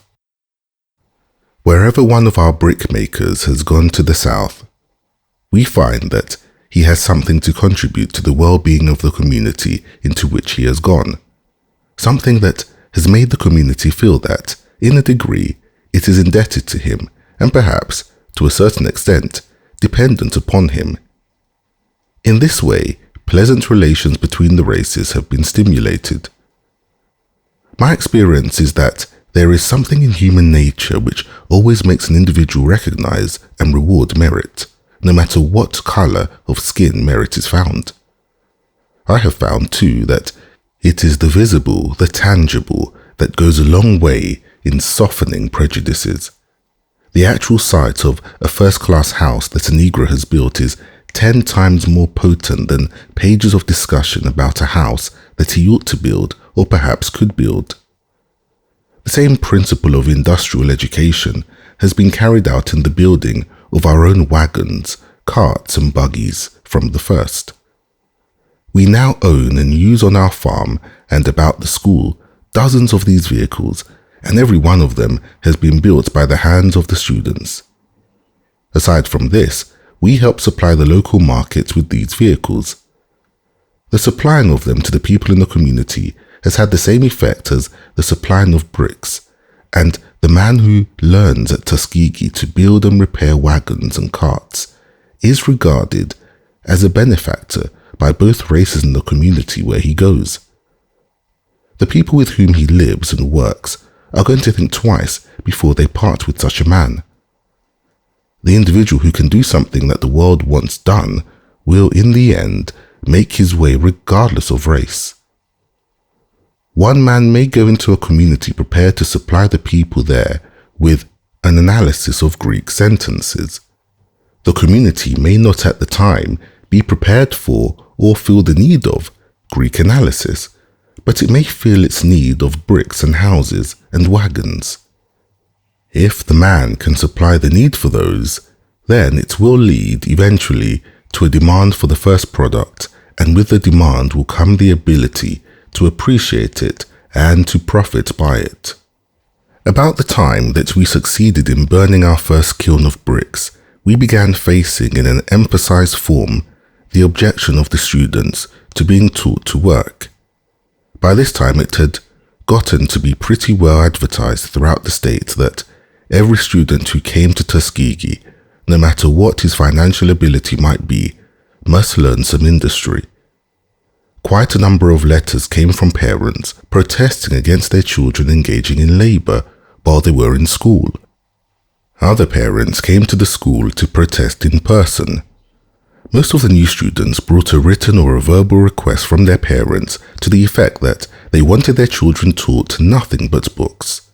The more books, the larger they were, and the longer the titles printed upon them, the better pleased the students and their parents seemed to be. I gave a little heed to these protests, except that I lost no opportunity to go into as many parts of the state as I could, for the purpose of speaking to the parents and showing them the value of industrial education. Besides, I talked to the students constantly on the subject. Notwithstanding the unpopularity of industrial work, the school continued to increase in numbers to such an extent that by the middle of the second year, there was an attendance of about 150, representing almost all parts of the state of Alabama, and including a few from other states. In the summer of 1882, Miss Davidson and I both went north and engaged in the work of raising funds for the completion of our new building. On my way north, I stopped in New York to try to get a letter of recommendation from an officer of a missionary organization who had become somewhat acquainted with me a few years previous. This man not only refused to give me the letter, but advised me most earnestly to go back home at once and not to make any attempt to get money, for he was quite sure that I would never get more than enough to pay my travelling expenses. I thanked him for his advice and proceeded on my journey. The first place I went to in the north was Northampton, Massachusetts, where I spent nearly a half day in looking for a coloured family with whom I could board, never dreaming that any hotel would admit me. I was greatly surprised when I found that I would have no trouble in being accommodated at a hotel. We were successful in getting money enough so that on Thanksgiving Day of that year, we held our first service in the chapel of Porter Hall, although the building was not completed. In looking about for someone to preach the Thanksgiving sermon, I found one of the rarest men that it has ever been my privilege to know. This was the Reverend Robert C. Bedford, a white man from Wisconsin, who was then a pastor of a little colored congregational church in Montgomery, Alabama. Before going to Montgomery to look for someone to preach this sermon, I had never heard of Mr. Bedford. He had never heard of me. He gladly consented to come to Tuskegee and hold the Thanksgiving service. It was the first service of this kind that the colored people there had ever observed, and what a deep interest they manifested in it. The sight of the new building made it a day of Thanksgiving for them, never to be forgotten. Mr. Bedford consented to become one of the trustees of the school, and in that capacity, and as a worker for it, he has been connected with it for 18 years. During this time, he has borne the school upon his heart night and day, and is never so happy as when he is performing some service, no matter how humble. He completely obliterates himself in everything, and looks only for permission to serve where service is most disagreeable, and where others would not be attracted. In all my relations with him, he has seemed to me to approach as nearly to the spirit of the master as almost any man I have ever met. A little later, there came into the service of the school another man, quite young at the time, and fresh from Hampton, without whose service the school never could have become what it is. This was Mr. Warren Logan, who now for 17 years has been the treasurer of the institute and the acting principal during my absence. He has always shown a degree of unselfishness and an amount of business tact, coupled with a clear judgment, that has kept the school in good condition no matter how long I have been absent from it. During all the financial stress through which the school has passed, his patience and faith in our ultimate success have not left him. As soon as our first building was near enough to completion so that we could occupy a portion of it, which was near the middle of the second year of the school, we opened a boarding department. Students had begun coming from quite a distance and in such increasing numbers that we felt more and more that we were skimming over the surface, in that we were not getting hold of the students in their home life. We had nothing but the students and their appetites with which to begin a boarding department. No provision had been made in the new building for a kitchen and dining room, but we discovered that by digging out a large amount of earth from under the building, we could make a partially lighted basement room that could be used for a kitchen and dining room. Again, I called on the students to volunteer for work, this time to assist in digging out the basement. This they did, and in a few weeks we had a place to cook and eat in, although it was very rough and uncomfortable. Anyone seeing the place now would never believe that it was once used for a dining room. The most serious problem, though, was to get the boarding department started off in running order, with nothing to do in the way of furniture, and with no money with which to buy anything. The merchants in the town would let us have what food we wanted on credit. In fact, in those earlier years, I was constantly embarrassed because people seemed to have more faith in me than I had in myself. It was pretty hard to cook, however, without stoves, and awkward to eat without dishes. At first, the cooking was done out of doors in the old-fashioned, primitive style, in pots and skillets placed over a fire. Some of the carpenter's benches that had been used in the construction of the building were utilized for tables. As for dishes, there were too few to make it worthwhile to spend time in describing them. No one connected with the boarding department seemed to have any idea that meals must be served at certain fixed and regular hours, and this was a source of great worry. Everything was so out of joint and so inconvenient that I feel safe in saying that for the first 2 weeks, something was wrong at every meal. Either the meat was not done or had been burnt, or the salt had been left out of the bread, or the tea had been forgotten. Early one morning, I was standing near the dining room door listening to the complaints of the students. The complaints that morning were especially emphatic and numerous because the whole breakfast had been a failure. One of the girls who had failed to get any breakfast came out and went to the well to draw some water to drink and take the place of the breakfast which she had not been able to get. When she reached the well, she found that the rope was broken and that she could get no water. She turned from the well and said, in the most discouraged tone, not knowing that I was there, where I could hear her, "We can't even get water to drink at this school." I think no one remark ever came so near discouraging me as that one. At another time, when Mr. Bedford, whom I have already spoken of as one of our trustees and a devoted friend of the institution, was visiting the school, he was given a bedroom immediately over the dining room. Early in the morning, he was awakened by a rather animated discussion between two boys in the dining room below. The discussion was over the question as to whose turn it was to use the coffee cup that morning. One boy won the case by proving that for 3 mornings he had not had an opportunity to use the cup at all. But gradually, with patience and hard work, we brought order out of chaos, just as will be true of any problem if we stick to it with patience and wisdom and earnest effort. As I look back now over that part of our struggle, I am glad to see that we had it.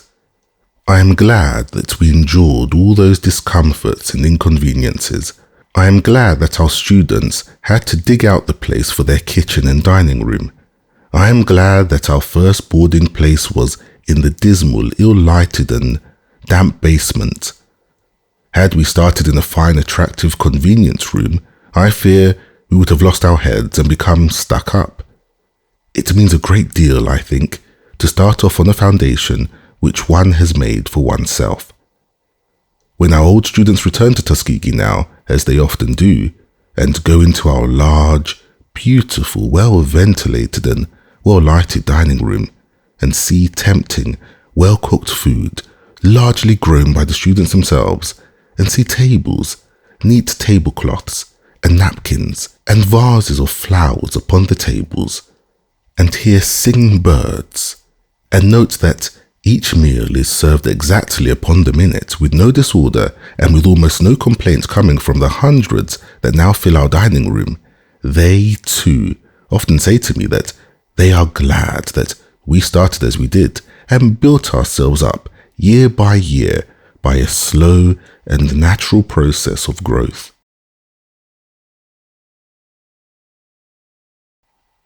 Chapter 11. Making their beds before they could lie on them. A little later in the history of the school, we had a visit from General J.F.B. Marshall, the treasurer of the Hampton Institute, who had had faith enough to lend us the first $250 with which to make a payment down on the farm. He remained with us a week and made a careful inspection of everything. He seemed well pleased with our progress and wrote back interesting and encouraging reports to Hampton.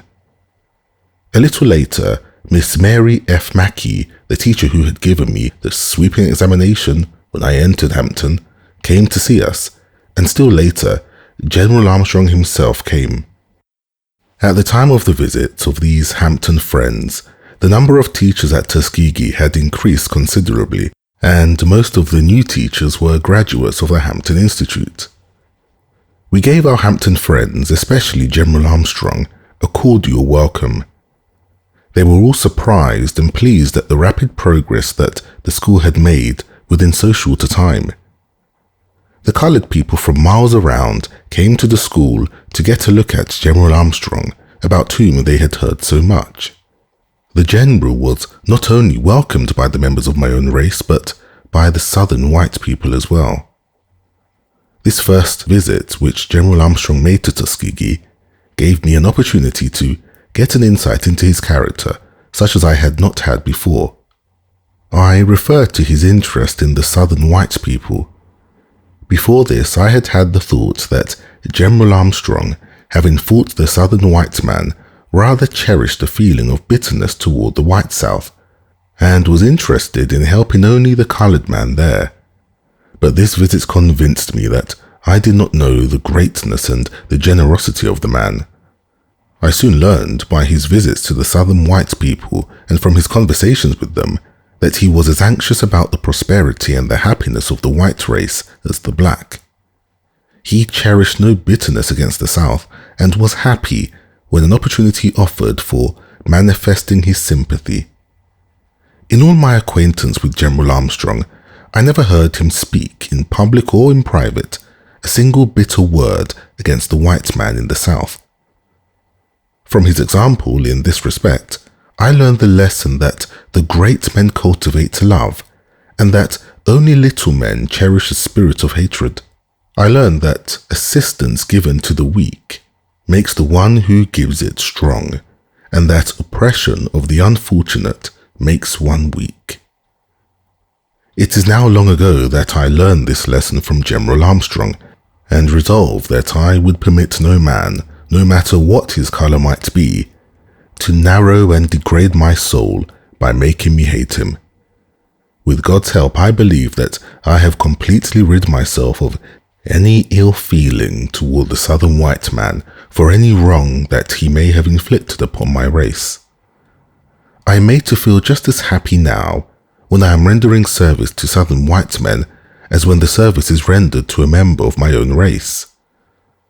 I pity, from the bottom of my heart, any individual who is so unfortunate as to get into the habit of hoarding race prejudice. The more I consider the subject, the more strongly I am convinced that the most harmful effect of the practice to which people in certain sections of the South have felt themselves compelled to resort in order to get rid of the force of the Negro's ballot is not wholly in the wrong done to the Negro, but in the permanent injury to the morals of the white man. The wrong to the Negro is temporary, but to the morals of the white man, the injury is permanent. I have noted time and time again that when an individual perjures himself in order to break the force of the black man's ballot, he soon learns to practice dishonesty in other relations of life, not only where the Negro is concerned, but equally so where a white man is concerned. The white man who begins by cheating a Negro usually ends by cheating a white man. The white man who begins to break the law by lynching a Negro soon yields to the temptation to lynch a white man. All this, it seems to me, makes it important that the whole nation lend a hand in trying to lift the burden of ignorance from the South. Another thing that is becoming more apparent each year in the development of education in the South is the influence of General Armstrong's idea of education, and this is not upon the blacks alone, but upon the whites also. At the present time, there is almost no southern state that is not putting forth efforts in the direction of securing industrial education for its white boys and girls, and in most cases, it is easy to trace the history of these efforts back to General Armstrong. Soon after the opening of our humble boarding department, students began coming to us in still larger numbers. For weeks, we not only had to contend with the difficulty of providing board with no money, but also with that of providing sleeping accommodations. For this purpose, we rented a number of cabins near the school. These cabins were in a dilapidated condition, and during the winter months, the students who occupied them necessarily suffered from the cold. We charged the students $8 a month, all they were able to pay for their board. This included, besides board, room, fuel, and washing. We also gave the students credit on their board bills for all the work which they did for the school, which was of any value to the institution. The cost of tuition, which was $50 a year for each student, we had to secure then, as now, wherever we could. This small charge in cash gave us no capital with which to start a boarding department. The weather during the second winter of our work was very cold. We were not able to provide enough bedclothes to keep the students warm. In fact, for some time, we were not able to provide, except in a few cases, bedsteads and mattresses of any kind. During the coldest nights, I was so troubled about the discomfort of the students that I could not sleep myself.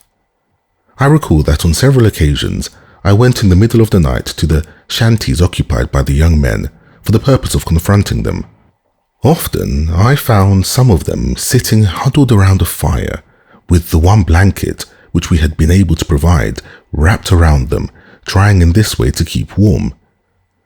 During the whole night, some of them did not attempt to lie down. One morning, when the previous night had been unusually cold, I asked those of the students in the chapel who thought that they had been frostbitten during the night to raise their hands. 3 hands went up. Notwithstanding these experiences, there was almost no complaining on the part of the students. They knew that we were doing the best that we could for them. They were happy in the privilege of being permitted to enjoy any kind of opportunity that would enable them to improve their condition. They were constantly asking what they might do to lighten the burdens of the teachers. I have heard it stated more than once, both in the North and in the South, that colored people would not obey and respect each other when one member of the race is placed in a position of authority over others. In regard to this general belief and these statements, I can say that during the 19 years of my experience at Tuskegee, I never, either by word or act, have been treated with disrespect by any student or officer connected with the institution. On the other hand, I am constantly embarrassed by the many acts of thoughtful kindness. The students do not seem to want to see me carry a large book, or a satchel, or any kind of a burden through the grounds. In such cases, more than one always offers to relieve me. I almost never go out of my office when the rain is falling, whereby some student does not come to my side with an umbrella and asks to be allowed to hold it over me. While writing upon this subject, it is a pleasure for me to add that in all my contact with the white people of the South, I have never received a single personal insult. The white people in and near Tuskegee, to an especial degree, seem to count it as a privilege to show me all the respect within their power, and often go out of their way to do this. Not very long ago, I was making a journey between Dallas, Texas and Houston. In some way, it became known in advance that I was on the train. At nearly every station at which the train stopped, numbers of white people, including, in most cases, of the officials of the town, came aboard and introduced themselves and thanked me heartily for the work that I was trying to do for the South. On another occasion, when I was making a trip from Augusta, Georgia, to Atlanta, being rather tired from much travel, I rode in a Pullman sleeper.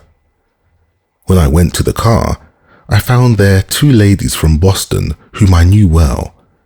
These good ladies were perfectly ignorant, it seems, of the customs of the South, and, in the goodness of their hearts, insisted that I take a seat with them in their section. After some hesitation, I consented. I had been there but a few minutes when one of them, without my knowledge, ordered supper to be served for the 3 of us. This embarrassed me still further. The car was full of southern white men, most of whom had their eyes on our party. When I found that supper had been ordered, I tried to contrive some excuse that would permit me to leave the section, but the ladies insisted that I must eat with them. I finally settled back in my seat with a sigh and said to myself, I am in for it now, sure. To add further to the embarrassment of the situation, soon after the supper was placed on the table, one of the ladies remembered that she had in her satchel a special kind of tea, which she wished served. And as she said she felt quite sure the porter did not know how to brew it properly, she insisted upon getting up and preparing and serving it herself. At last the meal was over, and it seemed the longest one I had ever eaten. When we were through, I decided to get myself out of the embarrassing situation and go to the smoking room, where most of the men were by that time, to see how the land lay. In the meantime, however, it had become known in some way throughout the car who I was. When I went into the smoking room, I was never more surprised in my life than when each man, nearly every one of them, a citizen of Georgia, came up and introduced himself to me and thanked me earnestly for the work that I was trying to do for the whole South. This was not flattery, because each one of these individuals knew that he had nothing to gain by trying to flatter me. From the first, I have sought to impress the students with the idea that Tuskegee is not my institution or that of the officers, but that it is their institution, and that they have as much interest in it as any of the trustees or instructors. I have further sought to have them feel that I am at the institution as their friend and advisor, and not as their overseer. It has been my aim to have them speak with directness and frankness about anything that concerns the life of the school. 2 or 3 times a year, I ask the students to write me a letter criticizing or making complaints or suggestions about anything connected with the institution. When this is not done, I have them meet me in the chapel for a heart-to-heart talk about the conduct of the school. There are no meetings with our students that I enjoy more than these, and none are more helpful to me in planning for the future. These meetings, it seems to me, enable me to get at the very heart of all that concerns the school. Few things help an individual more than to place responsibility upon him and to let him know that you trust him. When I have read of labor troubles between employers and employees, I have often thought that many strikes and similar disturbances might be avoided if the employers would cultivate the habit of getting nearer to their employees, of consulting and advising with them, and letting them feel that the interests of the two are the same. Every individual responds to confidence, and this is not more true of any race than of the Negroes. Let them once understand that you are unselfishly interested in them, and you can lead them to any extent. It was my aim from the first at Tuskegee to not only have the buildings erected by the students themselves, but to have them make their own furniture as far as was possible. I now marvel at the patience of the students while sleeping upon the floor, while waiting for some kind of a bedstead to be constructed, or at their sleeping without any kind of a mattress, while waiting for something that looked like a mattress to be made. In the early days, we had very few students who had been used to handling carpenter's tools, and the bedsteads made by the students then were very rough and very weak. Not unfrequently, when I went into the students' rooms in the morning, I would find at least 2 bedsteads lying about on the floor. The problem of providing mattresses was a difficult one to solve. We finally mastered this, however, by getting some cheap cloth and sewing pieces of this together as to make large bags. These bags were filled with the pine straw, or as it is sometimes called, pin needles, which we secured from the forest nearby. I am glad to say that the industry of mattress making has grown steadily since then, and has been improved to such an extent that, at the present time, it is an important branch of the work which is taught systematically to a number of our girls, and that the mattresses that now come out of the mattress shop at Tuskegee are about as good as those bought in the average store. For some time after the opening of the boarding department, we had no chairs in the students' bedrooms or in the dining rooms. Instead of chairs, we used stools, which the students constructed by nailing together 3 pieces of rough board. As a rule, the furniture in the students' rooms during the early days of the school consisted of a bed, some stools, and sometimes a rough table made by the students. The plan of having the students make the furniture is still followed, but the number of pieces in a room has been increased, and the workmanship has so improved that little fault can be found with the articles now. One thing that I have always insisted upon at Tuskegee is that everywhere there should be absolute cleanliness. Over and over again, the students were reminded in those first years, and are reminded now, that people would excuse us for our poverty, for our lack of comforts and conveniences, but that they would not excuse us for dirt. Another thing that has been insisted upon at the school is the use of the toothbrush. The gospel of the toothbrush, as General Armstrong used to call it, is part of our creed at Tuskegee. No student is permitted to retain who does not keep and use a toothbrush.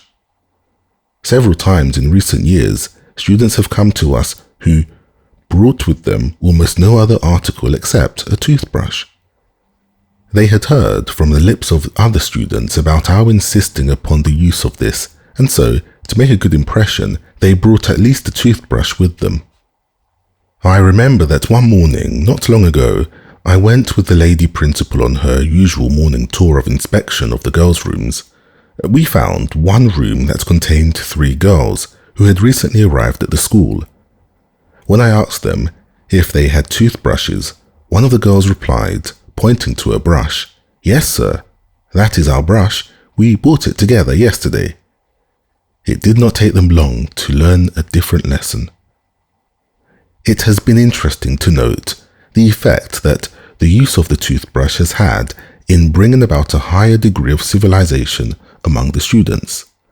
With few exceptions, I have noticed that if we can get a student to the point where, when the first or second toothbrush disappears, he of his own motion buys another, I have not been disappointed in the future of that individual. Absolute cleanliness of the body has been insisted upon from the first. The students have been taught to bathe as regularly as to take their meals. This lesson we began teaching before we had anything in the shape of a bathhouse. Most of the students came from plantation districts, and often we had to teach them how to sleep at night, that is, whether between 2 sheets after we got to the point where we could provide them 2 sheets, or under both of them. Naturally, I found it difficult to teach them to sleep between two sheets when we were able to buy but one. The importance of the use of the nightgown received the same attention. For a long time, one of the most difficult tasks was to teach the students that all the buttons were to be kept on their clothes and that there must be no torn places or grease spots. This lesson, I am pleased to be able to say, has been so thoroughly learned and so faithfully handed down from year to year by one set of students to another, that often at the present time, when the students march out of the chapel in the evening and their dress is inspected, as it is every night, not one button is found to be missing.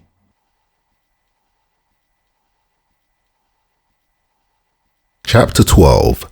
Raising Money. When we opened our boarding department, we provided rooms in the attic of Porter Hall, our first building, for a number of girls. But the numbers of our students, of both sexes, continued to increase. We could find rooms outside the school grounds for many of the young men, but the girls we did not care to expose in this way. Very soon, the problem of providing more rooms for the girls, as well as a larger boarding department for all the students, grew serious. As a result, we finally decided to undertake the construction of a still larger building, a building that would contain rooms for the girls and boarding accommodations for all. After having a preliminary sketch of the needed building made, we found that it would cost about $10,000. We had no money whatever with which to begin, still we decided to give the needed building a name. We knew we could name it, even though we were in doubt about our ability to secure the means for its construction. We decided to call the proposed building Alabama Hall, in honor of the state in which we were laboring. Again, Miss Davidson began making efforts to enlist the interest and help of the colored and white people in and near Tuskegee. They responded willingly in proportion to their means. The students, as in the case of our first building, Porter Hall, began digging out the dirt in order to allow the laying of the foundations. When we seemed at the end of our sources, so far as securing money was concerned, something occurred which showed the greatness of General Armstrong, something which proved how far he was above the ordinary individual. When we were in the midst of great anxiety as to where and how we were to get funds for the new building, I received a telegram from General Armstrong asking me if I could spend a month traveling with him through the north and asking me if I could do so to come to Hampton at once. Of course, I accepted General Armstrong's invitation and went to Hampton immediately. On arriving there, I found that the General had decided to take a quartet of singers through the north and hold meetings for a month in important cities, at which meetings he and I were to speak. Imagine my surprise when the General told me further that these meetings were to be held not in the interests of Hampton but in the interests of Tuskegee, and that the Hampton Institute was to be responsible for all the expenses. Although he never told me so, in so many words, I found that General Armstrong took his method of introducing me to the people of the North, as well as for the sake of securing some immediate funds to be used in the erection of Alabama Hall. A weak and narrow man would have reasoned that all the money which came to Tuskegee in this way would be just so much taken from the Hampton Institute, but none of these selfish or short-sighted feelings ever entered the breast of General Armstrong. He was too big to be little, too good to be mean. He knew that the people in the North who gave money gave it for the purpose of helping the whole cause of Negro civilization, and not merely for the advancement of any one school. The General knew too that the way to strengthen Hampton was to make it a centre of unselfish power in the working out of the whole Southern problem. In regard to the addresses which I was to make in the North, I recall just one piece of advice which General gave me, He said, "Give them an idea for every word." I think it would be hard to improve upon this advice, and it might be made to apply to all public speaking. From that time to the present, I have always tried to keep his advice in mind. Meetings were held in New York, Brooklyn, Boston, Philadelphia, and other large cities, and at all of these meetings, General Armstrong pleaded, together with myself, for help, not for Hampton but for Tuskegee. At these meetings, an especial effort was made to secure help for the building of Alabama Hall, as well as to introduce the school to the attention of the general public. In both these respects, the meetings proved successful. After that kindly introduction, I began going north alone to secure funds. During the last 15 years, I have been compelled to spend a large proportion of my time away from the school in an effort to secure money to provide for the growing needs of the institution. In my efforts to get funds, I have had some experiences that may be of interest to my readers. Time and time again, I have been asked by people who are trying to secure money for philanthropic purposes what rule or rules I followed to secure the interest and help of people who were able to contribute money to worthy objects. As far as the science of what is called begging can be reduced to rules, I would say that I have had but 2 rules.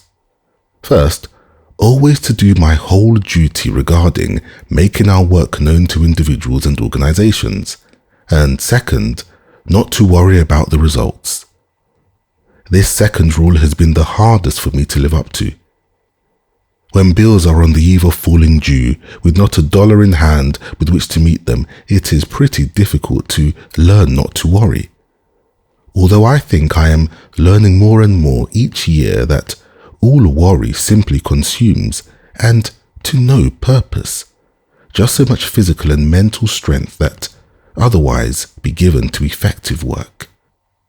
After considerable experience in coming into contact with wealthy and noted men, I have observed that those who have accomplished the greatest results are those who keep under the body, are those who never grow excited or lose self-control, but are always calm, self-possessed, patient, and polite. I think that President William McKinley is the best example of a man of this class that I have ever seen. In order to be successful in any kind of undertaking, I think the main thing is for one to grow to the point where he completely forgets himself, that is, to lose himself in a great cause. In proportion as one loses himself in the way, in the same degree does he get the highest happiness out of his work. My experience in getting money for Tuskegee has taught me to have no patience with those people who are always condemning the rich because they are rich, and because they do not give more to objects of charity. In the first place, those who are guilty of such sweeping criticisms do not know how many people would be made poor or how much suffering would result if wealthy people were to part all at once with any large proportion of their wealth in a way to disorganize and cripple great business enterprises.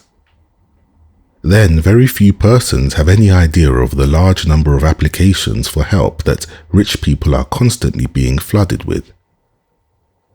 I know wealthy people who receive as much as 20 calls a day for help. More than once, when I have gone into the offices of rich men, I have found 6 persons waiting to see them, and all come for the same purpose, that of securing money. And all these calls in person, to say nothing of the applications received through the mails. Very few people have any idea of the amount of money given away by persons who never permit their names to be known. I have often heard persons condemned for not giving away money, who, to my own knowledge, were giving away thousands of dollars every year so quietly that the world knew nothing about it. As an example of this, there are 2 ladies in New York whose names rarely appear in print, but who, in a quiet way, have given us the means with which to erect 3 large and important buildings during the last 8 years. Besides the gift of these buildings, they have made other generous donations to the school. They not only help Tuskegee, but they are constantly seeking opportunities to help other worthy causes.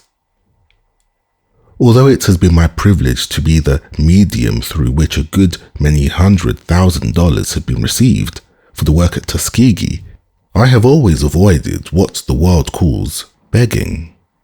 I often tell people that I have never begged any money and that I am not a beggar.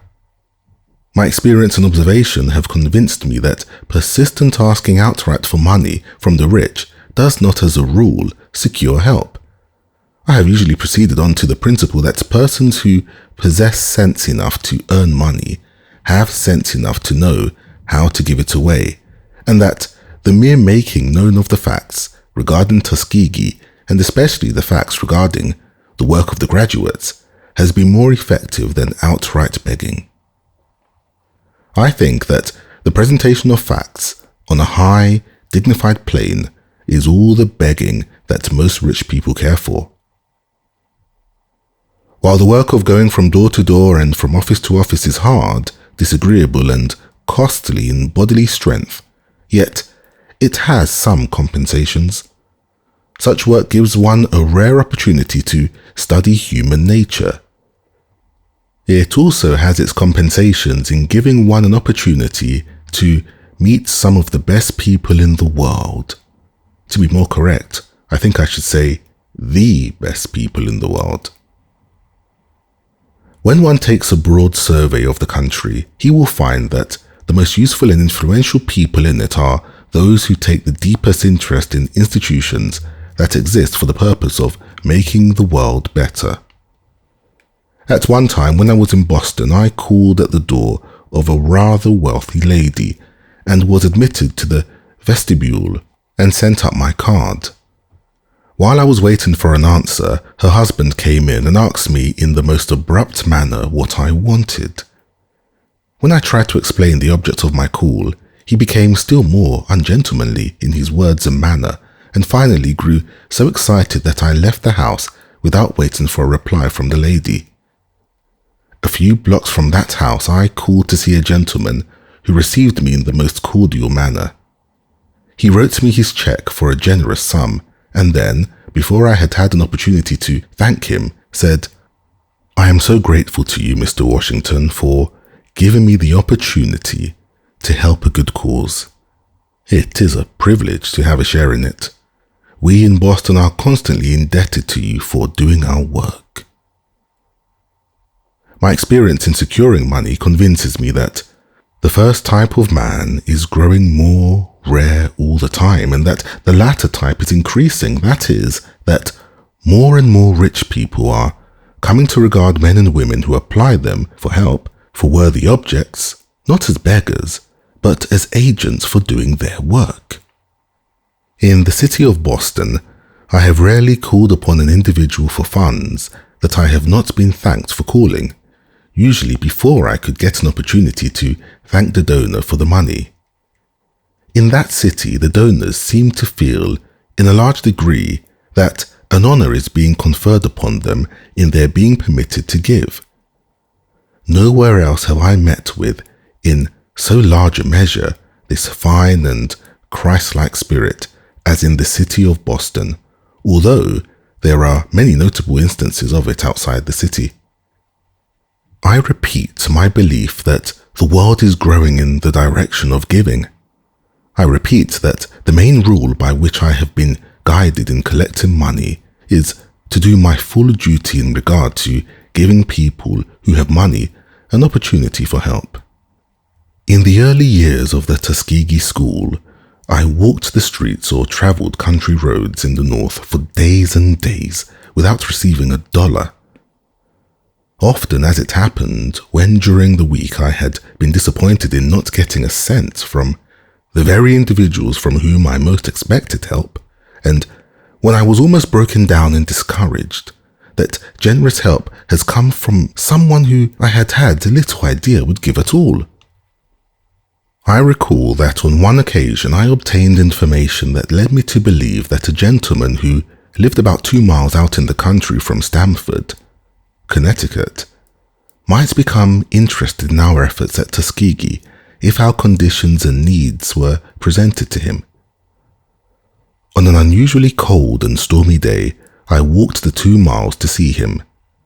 After some difficulty, I succeeded in securing an interview with him. He listened with some degree of interest to what I had to say, but did not give me anything. I could not help having the feeling that, in a measure, the 3 hours that I had spent in seeing him had been thrown away. Still, I had followed my usual rule of doing my duty. If I had not seen him, I should have felt unhappy over neglect of duty. 2 years after this visit, a letter came to Tuskegee from this man, which read like this: "Enclosed, I send you a New York draft for $10,000 to be used in furtherance of your work. I had placed this sum in my will for your school, but deem it wiser to give it to you while I live. I recall with pleasure your visit to me 2 years ago." I can hardly imagine any occurrence which could have given me more genuine satisfaction than the receipt of this draft. It was by far the largest single donation which up to that time the school had ever received. It came at a time when an unusually long period had passed since we had received any money. We were in great distress because of lack of funds, and the nervous strain was tremendous. It is difficult for me to think of any situation that is more trying on the nerves than that of conducting a large institution with heavy obligations to meet without knowing where the money is to come from to meet these obligations from month to month. In our case, I felt a double responsibility, and this made the anxiety all the more intense. If the institution had been offered by white persons and had failed, it would have injured the cause of Negro education, but I knew that the failure of our institution, overseen by Negroes, would not only mean the loss of a school, but would cause people, in a large degree, to lose faith in the ability of the entire race. The receipt of this draft for $10,000 under all these circumstances partially lifted a burden that has been pressing down upon me for days. From the beginning of our work to the present, I have always had the feeling, and lose no opportunity to impress our teachers with the same idea, that the school will always be supported in proportion as the inside of the institution is kept clean and pure and wholesome. The first time I ever saw the late Collins P. Huntington, the great railroad man, he gave me $2 for our school. The last time I saw him, which was a few months before he died, he gave me $50,000 towards our endowment fund. Between these two gifts there were others of generous proportions which came every year from both Mr. and Mrs. Huntington. Some people may say that it was Tuskegee's good luck that brought us to this gift of $50,000. No, it was not luck, it was hard work. Nothing ever comes to me that is worth having except as the result of hard work.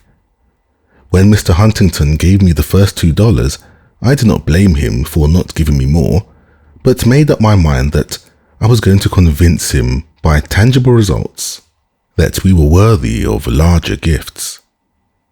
For a dozen years I made a strong effort to convince Mr. Huntington of the value of our work. I noted that just in proportion as the usefulness of the school grew, his donations increased. Never did I meet an individual who took a more kindly and sympathetic interest in our school than did Mr. Huntington. He not only gave money to us, but took time in which to advise me, as a father would a son, about the general conduct of the school. More than once I have found myself in some pretty tight places while collecting money in the North. The following incident I have never related but once before, for the reason that I feared that people would not believe it. One morning, I found myself in Providence, Rhode Island, without a cent of money with which to buy breakfast. In crossing the street to see a lady from whom I hoped to get some money, I found a bright new 25-cent piece in the middle of the street track. I not only had this 25 cents for my breakfast, but within a few minutes, I had a donation from the lady on whom I had started to call. At one of our commencements, I was bold enough to invite the Reverend E. Winchester Donald, director of Trinity Church, Boston, to preach the commencement sermon. As we then had no room large enough to accommodate all who would be present, the place of meeting was under a large improvised arbor, built partly of brush and partly of rough boards. Soon after Dr. Donald had begun speaking, the rain came down in torrents and he had to stop, while someone held an umbrella over him. The boldness of what I had done never dawned upon me until I saw the picture made by the rector of Trinity Church, standing before that large audience under an old umbrella, waiting for the rain to cease so that he could go on with his address. It was not very long before the rain ceased and Dr. Donald finished his sermon, and an excellent sermon it was too, in spite of the weather. After he had gone to his room and had gotten the wet threads of his clothes dry, Dr. Donald ventured the remark that a large chapel at Tuskegee would not be out of place. The next day, a letter came from two ladies who were then travelling in Italy, saying that they had decided to give us the money for such a chapel as we needed. A short time ago, we received $20,000 from Mr. Andrew Carnegie to be used for the purpose of erecting a new library building. Our first library and reading room were in the corner of a shanty, and the whole thing occupied a space about 5 by 12 feet. It required 10 years of work before I was able to secure Mr. Carnegie's interest and help. The first time I saw him 10 years ago, he seemed to take but little interest in our school, but I was determined to show him that we were worthy of his help. After 10 years of hard work, I wrote him a letter reading as follows: Dear Sir, complying with the request which you made of me when I saw you at your residence a few days ago, I now submit in writing an appeal for a library building for our institution. We have 1,100 students, 86 officers and instructors together with their families, and about 200 colored people living near the school, all of whom would make use of the library building. We have over 12,000 books, periodicals, etc., gifts from our friends, but we have no suitable place for them, and we have no suitable reading room. Our graduates go to work in every section of the South, and whatever knowledge might be obtained in the library would serve to assist in the elevation of the whole Negro race. Such a building as we need could be erected for about $20,000. All of the work for the building, such as brick making, brick masonry, carpentry, blacksmithing, etc., would be done by the students. The money which you would give would not only supply the building, but the erection of the building would give a large number of students an opportunity to learn the building trades, and the students would use the money paid to them to keep themselves in school. I do not believe that a similar amount of money often could be made to go so far in uplifting a whole race.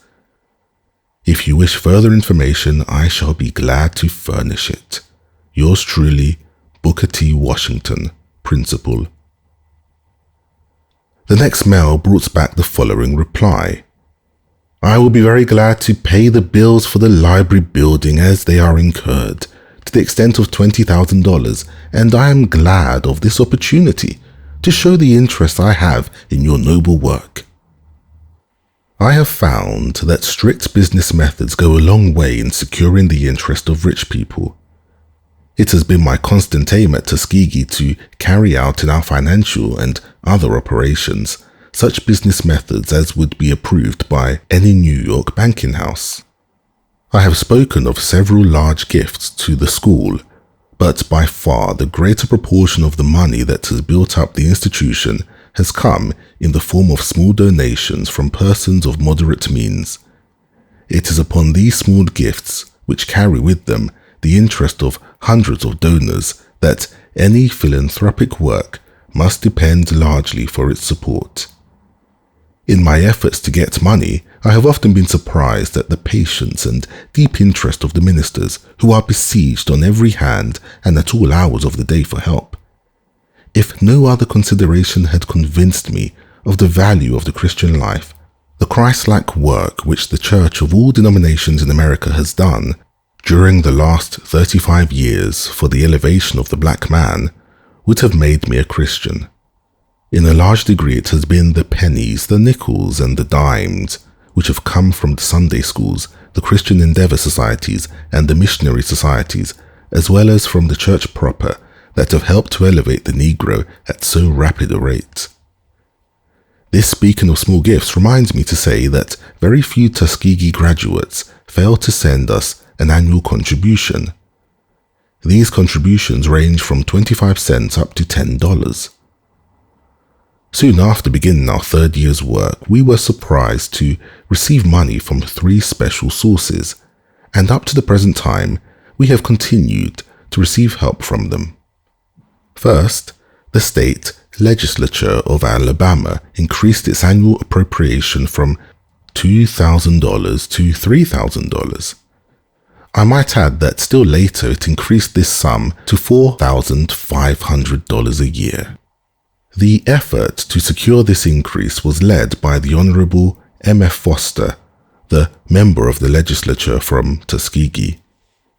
Second, we received $1,000 from the John F. Slater Fund. Our work seemed to please the trustees of this fund as soon as they began increasing their annual grant. This has been added to from time to time until at present we receive $11,000 annually from the fund. The other help to which I have referred came in the shape of an allowance from the Peabody Fund. This was at first $500, but it has since been increased to $1,500. The effort to secure help from the Slater and Peabody funds brought me into contact with 2 rare men who have had much to do in shaping the policy for the education of the Negro. I refer to the Honorable J.L.M. Curry of Washington, who is the general agent of these 2 funds, and Mr. Morris K. Jessup of New York. Dr. Curry is a native from the South, an ex-Confederate soldier, yet I do not believe there is any man in the country who is more deeply interested in the highest welfare of the Negro than Dr. Curry, or one who is more free from racial prejudice. He enjoys the unique distinction of possessing to an equal degree the confidence of the black man and the southern white man. I shall never forget the first time I met him. It was in Richmond, where he was then living. I had heard much about him. When I first went into his presence, trembling because of my youth and inexperience, he took me by the hand so cordially and spoke such encouraging words and gave me such helpful advice regarding the proper course to pursue that I came to know him then, as I have known him ever since, as a high example of one who is constantly and unselfishly at work for the betterment of humanity. Mr. Morris K. Jessup, the treasurer of the Slater Fund, I refer to because I know of no man of wealth and large and complicated business responsibilities who gives not only money but his time and thought to the subject of the proper method of elevating the Negro to the extent that is true of Mr. Jessup. It is very largely through this effort and influence that during the last few years the subject of industrial education has assumed the importance that it has and been placed on this present footing.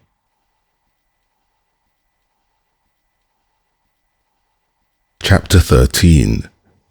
2,000 miles for a 5-minute speech. Soon after the opening of our boarding department, quite a number of students who evidently were worthy, but who were so poor that they did not have any money to pay even the small charges at the school, began applying for admission. This class was composed of both men and women. It was a great trial to refuse admission to these applicants, and in 1884 we established a night school to accommodate a few of them. The night school was organized on a plan similar to the one which I had helped to establish at Hampton.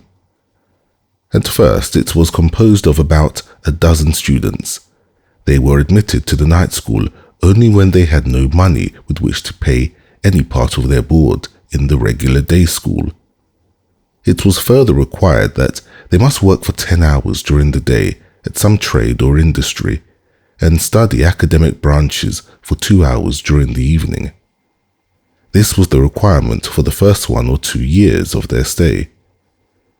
They were to be paid something above the cost of their board, with the understanding that all of their earnings, except a very small part, were to be reserved in the school's treasury, to be used for paying their board in the regular day school after they had entered that department. The night school, started in this manner, has grown until there are at present 457 students enrolled in it alone. There could hardly be a more severe test of a student's worth than this branch of the Institute's work. It is largely because it furnishes such a good opportunity to test the backbone of a student that I place such high value upon our night school. Anyone who is willing to work 10 hours a day at the brickyard or in the laundry through 1 or 2 years in order that he or she may have the privilege of studying academic branches for 2 hours in the evening has enough bottom to warrant being further educated. After the student has left the night school, he enters the day school, where he takes academic branches 4 days a week and works at his trade 2 days. Besides this, he usually works at his trade during the 3 summer months. As a rule, after a student has succeeded in going through the night school test, he finds a way to finish the regular course in industrial and academic training. No student, no matter how much money he may be able to command, is permitted to go through school without doing manual labor. In fact, the industrial work is now as popular as the academic branches. Some of the most successful men and women who have graduated from the institution obtained their start in the night school.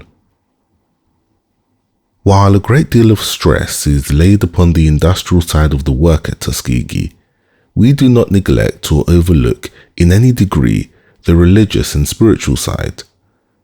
The school is strictly undenominational, but it is thoroughly Christian, and the spiritual training of the students is not neglected.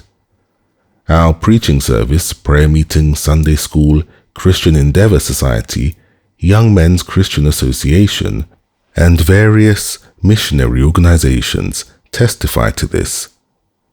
In 1885, Miss Olivia Davidson, to whom I have already referred as being largely responsible for the success of the school during its early history, she and I were married. During our married life, she continued to divide her time and strength between our home and the work for the school. She not only continued to work in the school at Tuskegee, but also kept up her habit of going north to secure funds. In 1889, she died after 4 years of happy married life and 8 years of hard and happy work for the school. She literally wore herself out in her never-ceasing efforts in behalf of the work that she so dearly loved. During our married life, there were born to us 2 bright, beautiful boys, Booker Taliaferro and Ernest Davidson. The older of these, Booker, has already mastered the brickmaker's trade at Tuskegee. I have often been asked how I began the practice of public speaking. In answer, I would say that I never planned to give any large part of my life to speaking in public. I have always had more of an ambition to do things than merely to talk about doing them. It seems that when I went north with General Armstrong to speak at the series of public meetings to which I have referred, the president of the National Educational Association, the Honorable Thomas W. Bicknell, was present at one of those meetings and heard me speak. A few days afterward, he sent me an invitation to deliver an address at the next meeting of the Educational Association. This meeting was to be held in Madison, Wisconsin. I accepted the invitation. This was, in a sense, the beginning of my public speaking career.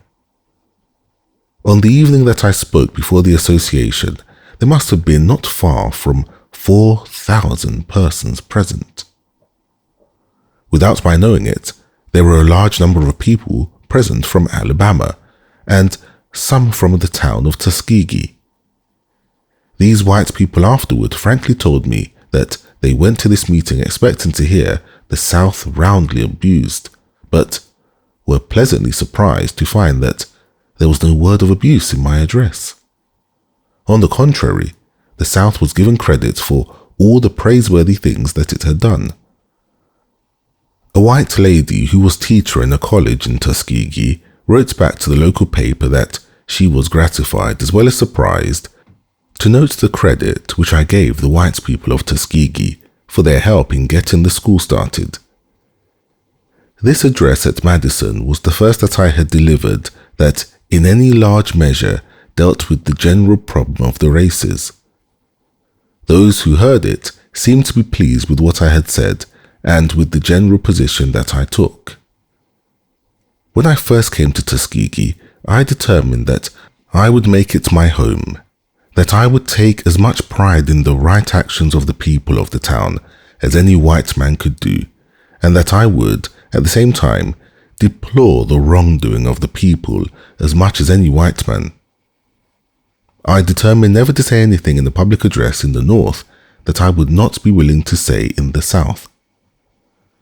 I early learned that it is a hard matter to convert an individual by abusing him, and that this is more often accomplished by giving credit for all the praiseworthy actions performed than by calling attention alone to all the evil done. While pursuing this policy, I have not failed, at the proper time and in the proper manner, to call attention in no uncertain terms to the wrongs which any part of the South has been guilty of. I have found that there is a large element in the South that is quick to respond to straightforward, honest criticism of any wrong policy. As a rule, the place to criticize the South when criticism is necessary is in the South, not in Boston. A Boston man who came to Alabama to criticize Boston would not effect so much good, I think, as one who had his word of criticism to say in Boston. In this address at Madison, I took the ground that the policy to be pursued with references to the races was, by every honorable means, to bring them together and to encourage the cultivation of friendly relations, instead of doing that which would embitter. I further contended that, in relation to his vote, the Negro should more and more consider the interests of the community in which he lived, rather than seek alone to please someone who lived 1,000 miles away from him and from his interests. In this address I said that the whole future of the Negro rested largely upon the question as to whether or not he should make himself, through his skill, intelligence, and character, of such undeniable value to the community in which he lived that the community could not dispense with his presence. I said that any individual who learned to do something better than anybody else, learned to do a common thing in an uncommon manner, had solved this problem, regardless of the color of his skin, and that in proportion as the Negro learned to produce what other people wanted and must have, in the same proportion would he be respected. I spoke of an instance where one of our graduates had produced 260 bushels of sweet potatoes from an acre of ground in a community where the average production had been only 49 bushels to an acre. He had been able to do this by reason of his knowledge of the chemistry of the soil and by his knowledge of improved methods of agriculture. The white farmers in the neighborhood respected him and came to him for ideas regarding the raising of sweet potatoes. These white farmers honored and respected him because he, by his skill and knowledge, had added something to the wealth and the comfort of the community in which he lived. I explained that my theory of education for the Negro would not, for example, confine him for all time to farm life, to the production of the best and the most sweet potatoes, but that if he succeeded in this line of industry, he could lay the foundations upon which his children and grandchildren could grow to higher and more important things in life. Such, in brief, were some of the views I advocated in this first address dealing with the broad question of the revelations of the two races, and since that time I have not found any reason for changing my views on any important point.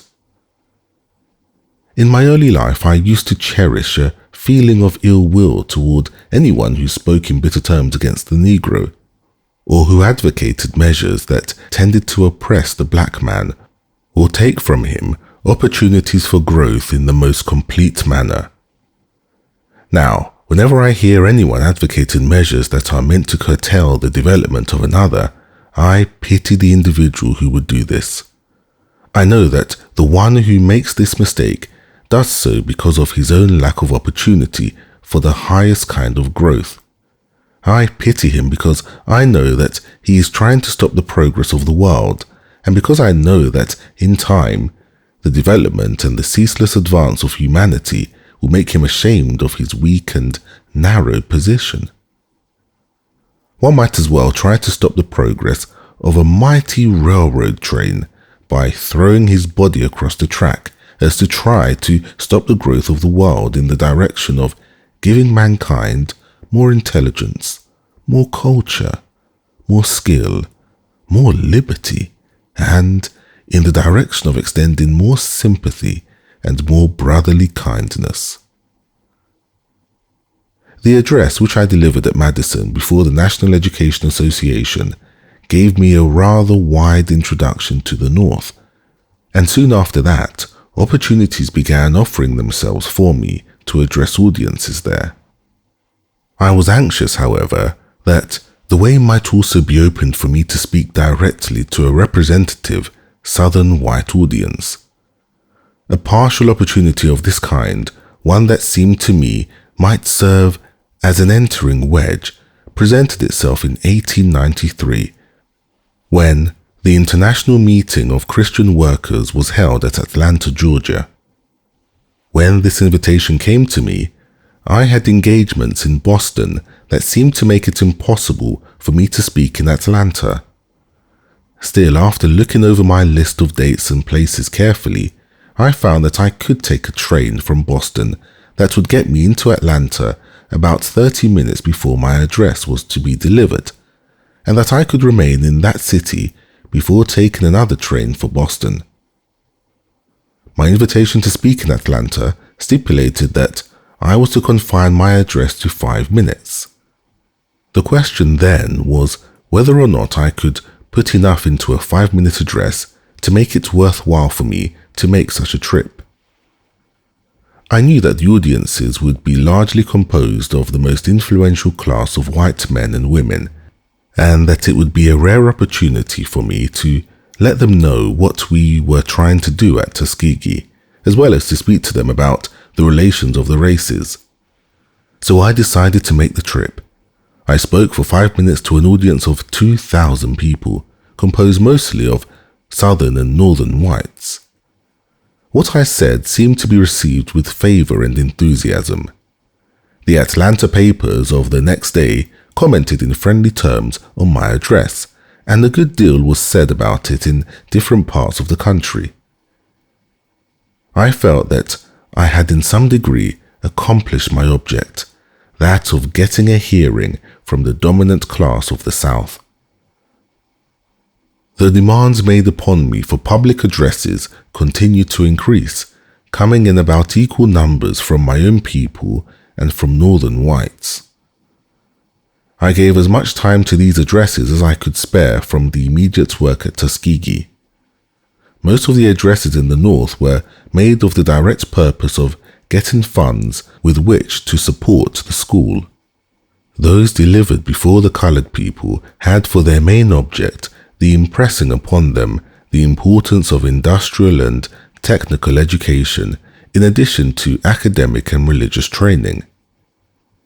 I now come to that one of the incidents in my life which seems to have excited the greatest amount of interest, and which perhaps went further than anything else in giving me a reputation that in a sense might be called national.